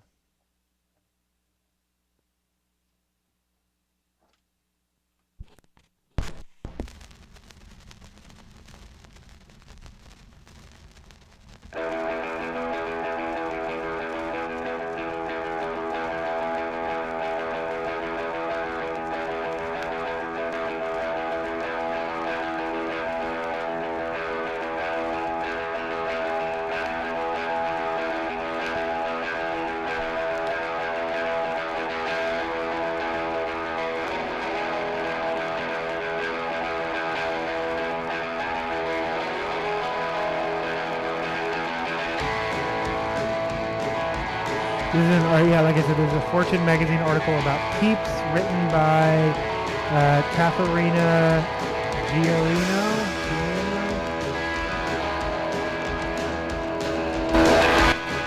Talked about the Peeps paradox, talked about Maha. All right, I'm just going to read, basically just going to read the article. For years, every Easter and spring season, Americans stuff their baskets with Peeps, the little neon marshmallow chicks and sometimes buddies, coated in petroleum-based synthetic dyes that the FDA has not formally reviewed for safety since, depending on the color, the 1960s, 70s, or 80s. For Scott Farber, Senior Vice President at the Environmental Working Group, that makes the humble Peep something unexpected, a symbol of progress. Peeps are a food chemical success story, Farber told Fortune, while trying to stifle a chuckle before adding, I'm sure no one has said those words before. But he meant it seriously. When California passed Assembly Bill 418 in 2023, the law that opponents incorrectly dubbed the Skittles Bill, Just Born, the maker of Peeps, which did not respond to Fortune's request for comment, was one of the first candy companies to commit to removing red dye number 3, a synthetic color linked to cancer. They moved faster than any other company, Farber said, and it showed that companies can quickly reformulate when they are required to do so. Required. That word is doing a lot of work in the food dye debate right now, and it sits at the center of a major argument over whether Maha's approach to cleaning up the American food supply is working. The Peeps paradox. The candy at the center of this policy fight is, by almost any objective measure, controversial on its own, before anyone mentions a single dye. New Curion research conducted in February 2026 draws from 3 separate polls totaling more than 19,000 U.S. consumers that shows the Peep paradox. Nearly half the country, comprising 24.2 who love them and 23.3 who like them, hold positive feelings towards the candy. The other side is equally committed, with 17.4% who don't like them and 18.1% who actively hate them. However, when Curion surveyed more than 8,000 consumers on why they purchased Peeps, personal taste barely made the list. Nearly 1/3, 32.9, cited holiday tradition as their primary motivation. Another 28.4 buy them as basket fillers or gifts. Nostalgia drove 23.4% of purchases, and 25.2 buy them for family members to enjoy them. In short, Peeps are less of a snack than a seasonal obligation, purchased out of ritual by people who may not eat a single one. But it was the color, not the texture or taste, that first made Peeps a public health target. In April of 2023, Consumer Reports alerted consumers that pink and purple Peeps contained red dye number 3, a synthetic color described as a known carcinogen, one that has been banned in cosmetics since the 1990s. That's always wild to me. You can't put it on your face, but you can put it in your mouth. Because of the cancer effects observed in rats, yet remains permitted in food. By 2024, Just Born had removed red dye number 5 from its formulas. Yellow Peeps still contain yellow number 5. Blue contains blue number 1. And the neon palette that defines the brand, the tradition and the ritual, and the hate largely remained intact for now because nothing is required to change. The Make America Healthy movement, led by HHS Secretary Robert F. Kennedy Jr., has called petroleum-based synthetic dyes a public health crisis, but Farber is blunt about what Maha has actually accomplished at the federal level. Nothing. so far, and I'm underlining so far, the FDA has not banned a single chemical from our food. It's been the states leading the way. This isn't entirely a criticism of Maha. Barber acknowledges that state laws in California, West Virginia, Louisiana, and Texas have created something that the food industry privately welcomes, guidelines.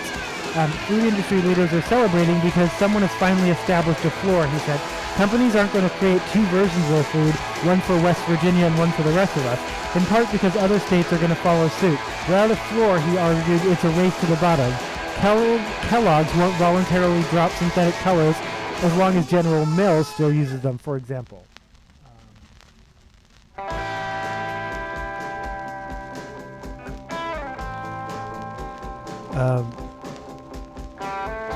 This is Edge of Living by Reviver. Sorry.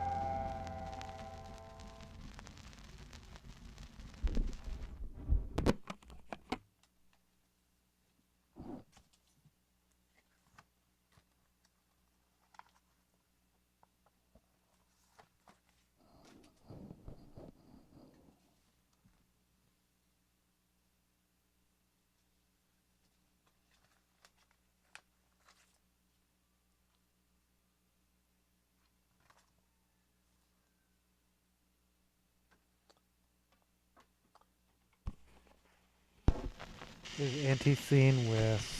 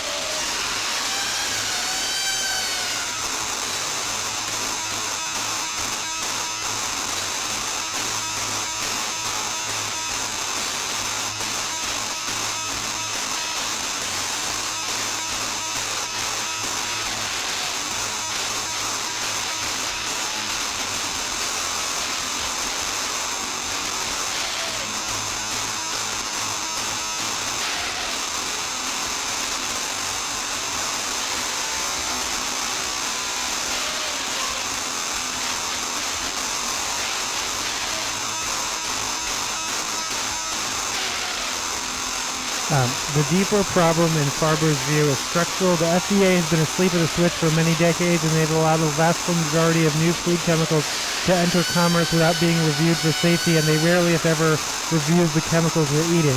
Americans eat thousands of chemicals that cannot be added to food in other countries, Farber said, not because science has cleared them, but because no one has checked. Sean McBride, a founder of DSM Strategic Communications and former executive vice president of the Grocery Manufacturers Association, sees the same gap but draws opposite conclusion. If RFK Jr. believes these dyes are poisoning children, McBride argues the law requires him to act like it. If you determine that certain food ingredient is poison or poisoning people, you'd be obligated to move heaven and earth to somehow take care of that issue. But instead, we have this terrible strategy where you essentially beg food companies to do things voluntarily, scare the heck out of consumers, and go to a handful of states and say, take the matters into your own hands.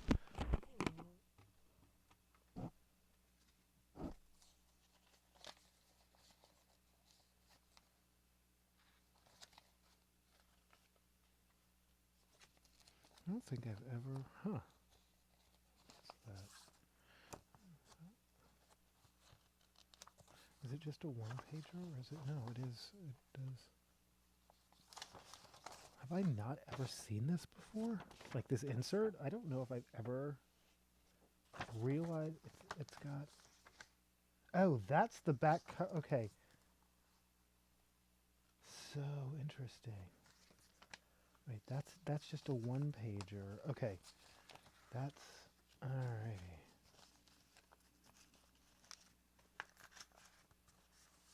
But I don't think I've made the connection ever that the front cover and the back cover are two different colors. And yeah, I don't know what I was thinking. Okay, very interesting.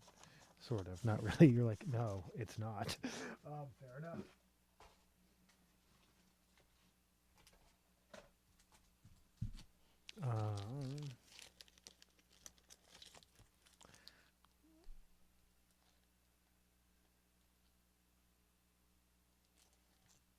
This is Far Side with Return of the Fly. Off of Violent World, a tribute to the Misfits.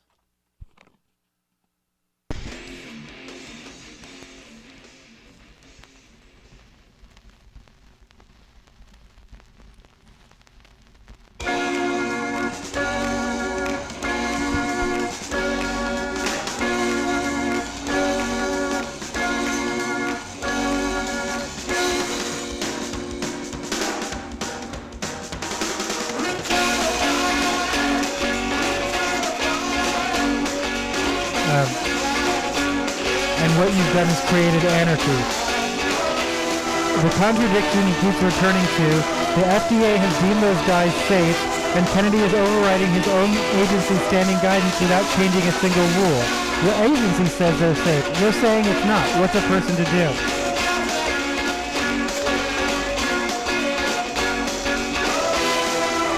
His answer to why MAHA won't pursue formal rulemaking is because they can't win. The reason you're begging or bullying companies to drop these ingredients is because you know that if you actually put them through the rigorous federal rulemaking process, the science will not support what you're trying to do.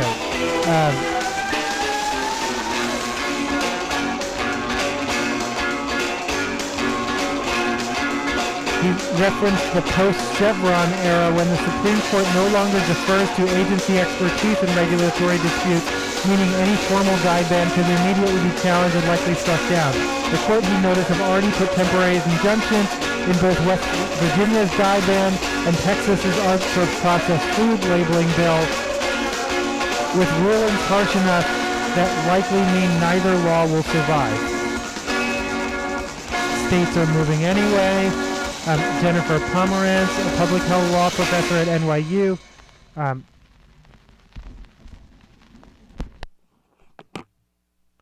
Splits the difference between Farber and McBride and says MAHA's voluntary approach is actually working, not despite chaos, but through it.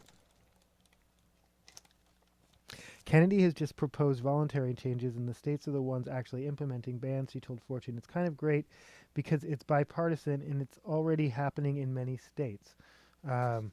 So might make the change nationally. Okay, well, I'm glad she's optimistic. Someone should be.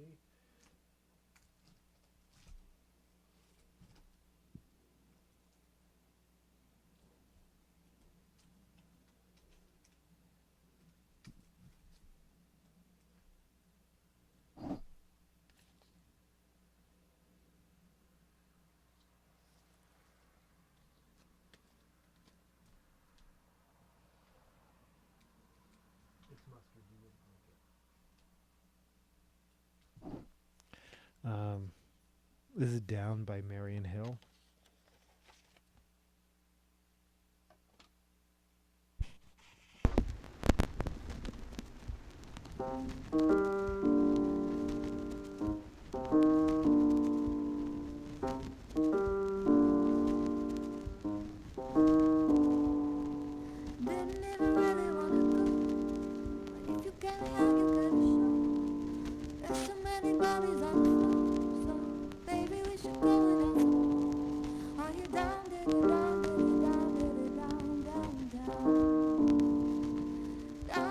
The historic parallel she reached is trans fats. Companies were removing it from products well before any federal mandate because public pressure and state action created enough market momentum. The same dynamic is unfolding now. Unlike McBride, her concern is not that MAHA is moving too aggressively, but that the federal government might ultimately preempt state dye bans and then fail to act. That would be contrary and that would be contrary to MAHA, but consistent with MAGA, she said. It's hard to know what's going to happen. The SNAP problem. This weekend, a SNAP recipient in 22 states cannot use their benefits to buy the same Peeps a non-SNAP shopper can grab off the shelf beside them. But for Farber, this reveals MAHA's true priorities. If Republicans were really interested in helping poor people build healthy diets, they would have increased SNAP benefit, not cut it. He said congressional Republicans are more interested in punishing poor people than helping them make sure that they can afford healthy meals. Eliminating SNAP Ed, the nutritional education funding, while restricting what benefits can buy, he argues, removes the tools people need while also narrowing their choices.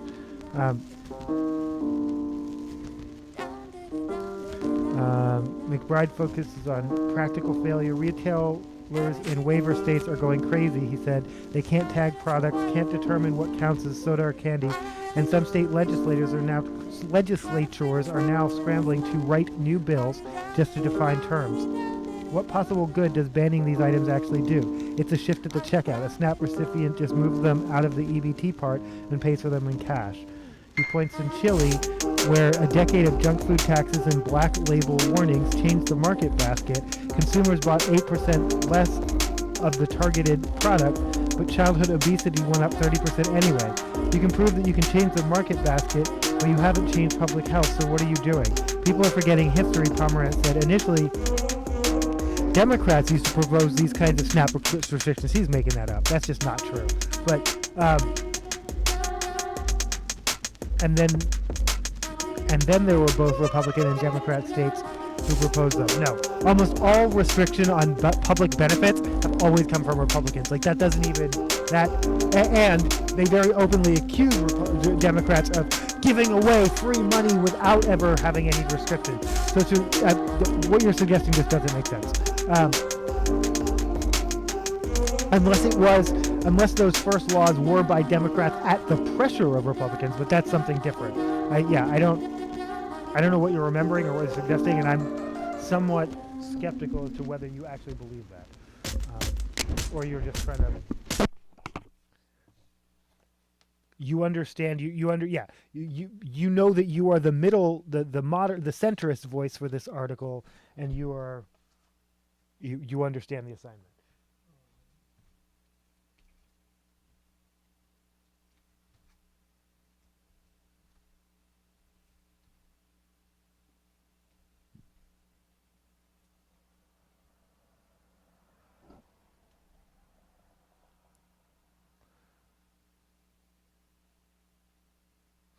This is Uncontrollable Urge by the Quincy Punts. It's a Devo cover followed by We Are the Drunks.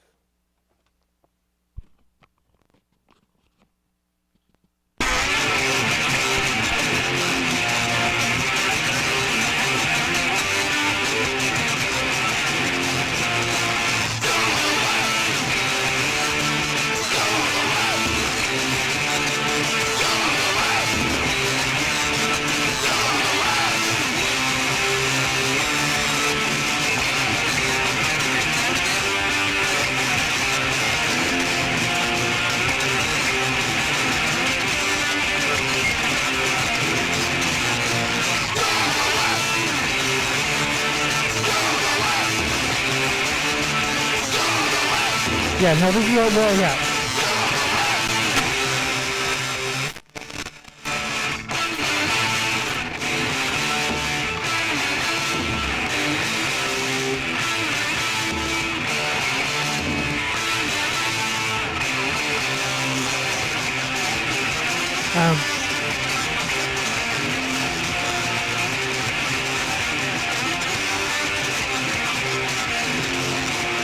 All rejected by USDA under both Republican and Democrat presidents. It's disingenuous for public health to now be up in arms about what was proposed by public health not that long ago. I don't believe public health, first of all, public health doesn't rein in on benefits. So if public health was saying these ingredients aren't safe, then or now, sure. But I don't think public health was ever saying we should specifically...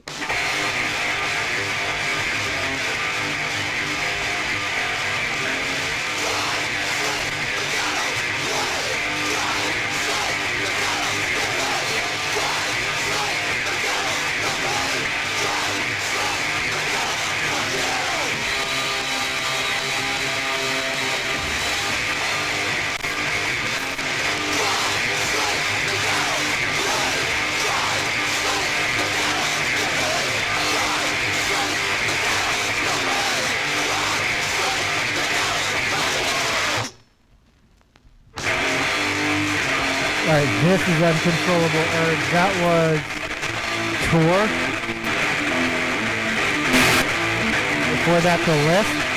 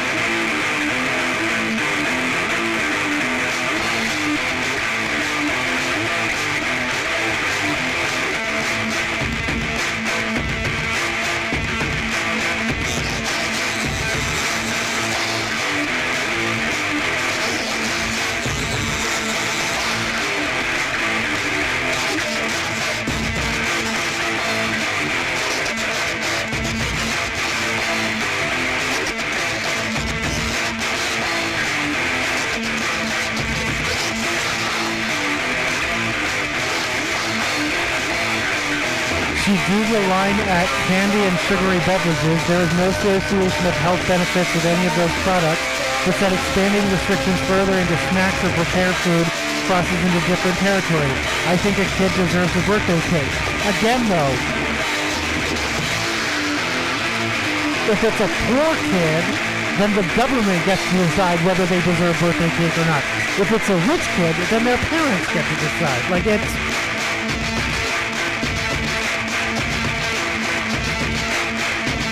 Whether it's dye bans, SNAP restrictions, or labeling mandates, the real question isn't which lever to pull, or whether any of the levers actually improve health outcomes. Overall, all three experts agree the current food safety network is broken. No one is saying I want more cancer with my candy.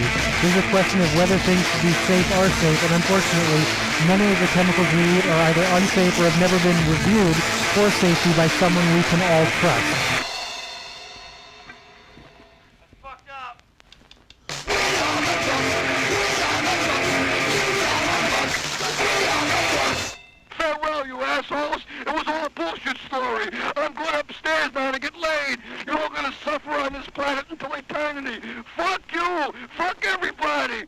Me too.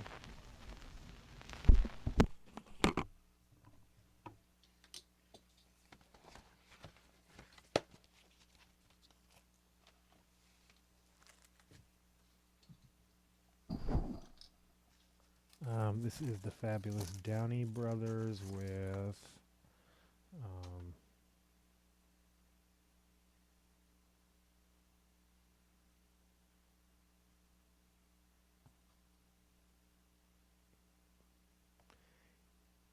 Eat Dirt.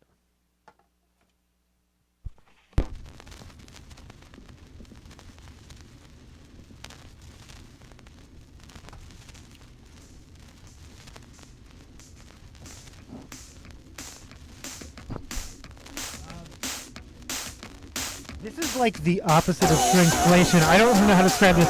So this is 8 ounces of mustard. This is a local brand. I think they're out of Portland, called Susie's.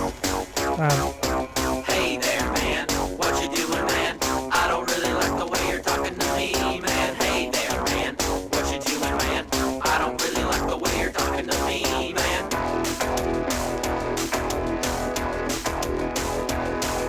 I'll hit you in the face, hit you in the knees, I'll throw you in the mud. Trying to talk into mustard. It's too small to read, but I'm pretty sure it's made out of somewhere in Oregon.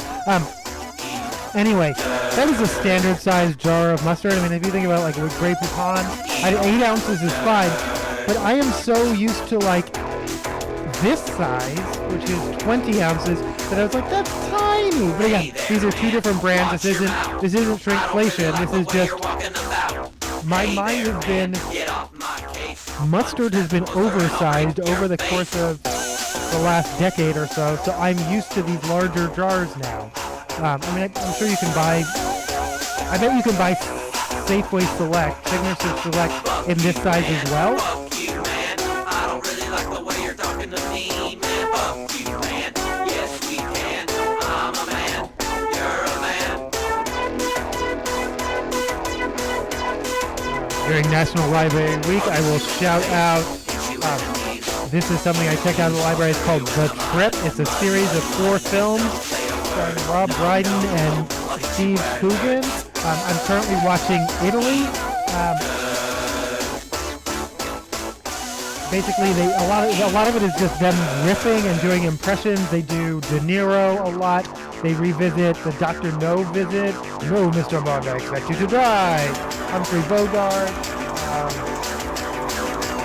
Peter Sellers. Okay, this one's interesting.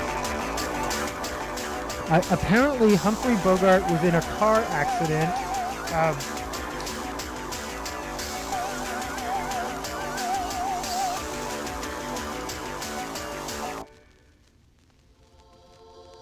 going to play this out. In the 1953 film Beat the Devil, Peter Sellers, because he was in a car accident and some of his teeth got knocked out.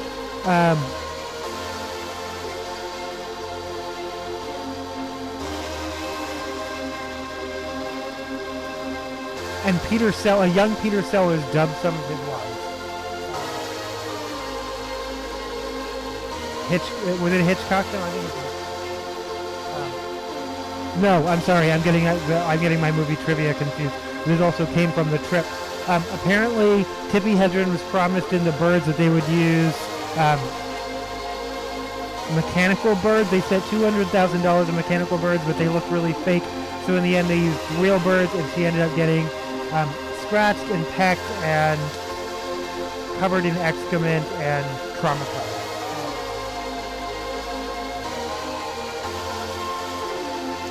They shout out extras, which is the Ricky Gervais thing, but I thought they shouted out episodes, which is the Matt LeBlanc thing. I also always forget that Matt LeBlanc was a top chef, was a Top Gear host for a while. Because I googled what was the name of that Matt LeBlanc British show, and they were like, actually, he has a couple British shows. I was like, oh, fair enough. But they knew I was thinking of the scripted one for some reason. And apparently The Trip is not, these films are not available on Netflix, so you'll have to go to your library.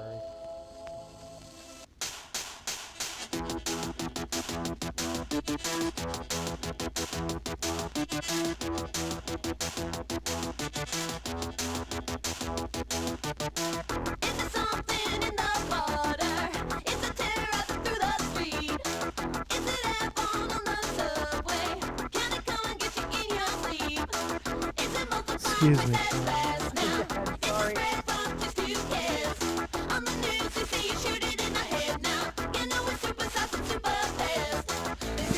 This is often did out of Synthetic, again, support your local public library. This is out of Synthetic Jungle, poems by Michael Chang. I'm going to randomly switch to one. This poem is called The Complete History of Lobster Bisque. Meditations on a mini golf somewhere in Pennsylvania. I'm sorry, Meditations on mini golf somewhere in Pennsylvania. Christian Slater used to be cool, but now he hacks antivirus software. Television is killing it. Us. Mark Jacobs botched his facelift and somehow resembles Galliano. My love, once saturated, is frail.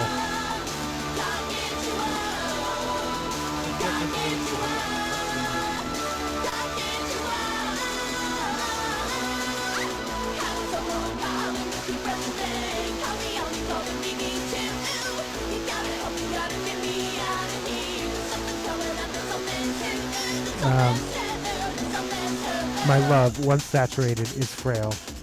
My brother immigrated and turned into hamburger helper. I let Bruce Weber touch my junk, do his stupid breathing exercises. Glitter and glue, a strict must. I chose BBQ paper based on how pink it is, ready for rimming. Spent evenings convincing models they can be bartenders. If you have a time machine, you can go back and fuck Paul Ryan. The White House switchboard can connect you to anyone. Cardinal Richelieu praised my footwear. I said, Prada, you may be familiar. A Disney prince paid me to write his papers. I argued for abolishing monarchies, sparking a constitutional crisis.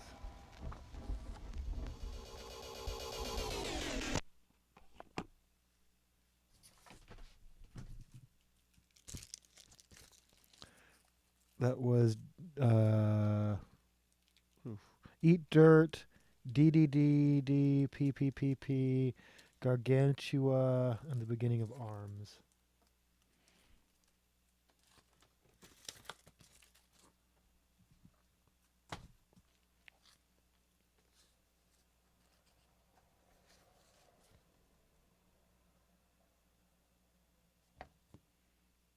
I always play the main title. Let's play the end title of Rosemary's Baby.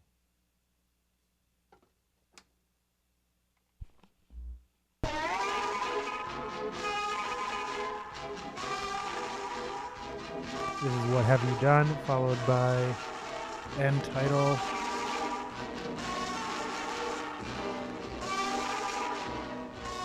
Composed by Christopher Kamita.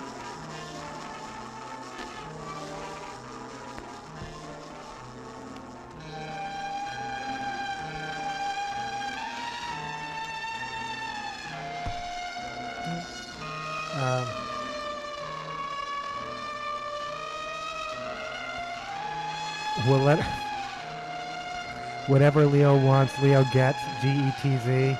The talented cupbearer undid his jock, muttering about his large lagresse. I'm sorry, muttering about his lagresse. He had freakishly small hands, a wide stance. My silent admiration of a great cob. Third leg, a Coney Island special. My initial proctor had majestic blue balls. Hubristic gait, my holes, the paddle.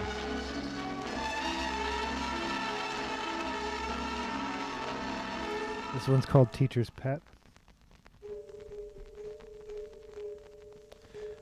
Like Stephen Hawking's Oxford examiners, you know I am better than you. Like the right to be forgotten, I can appreciate a good butcher stripe. I hate to put a label on the obvious. We don't want nobody sent. As the disgrace model told the cop, I'll suck your dick and balls if you let me go. You need a mask to slop the ugly off. Our eyes flashing back and forth. I take care of you, pasta salad. The stumbling block I look forward to. Blow me, Sam. I'm keeping the baby. Feast your eyes on this.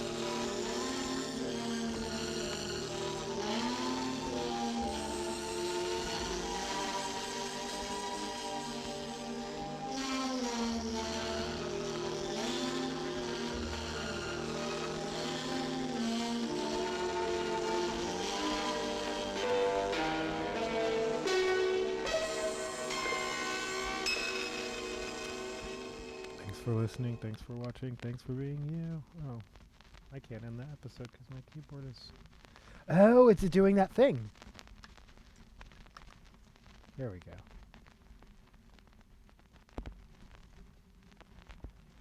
They say thanks for listening. Thanks for watching. Thanks for being you. Boop, boop.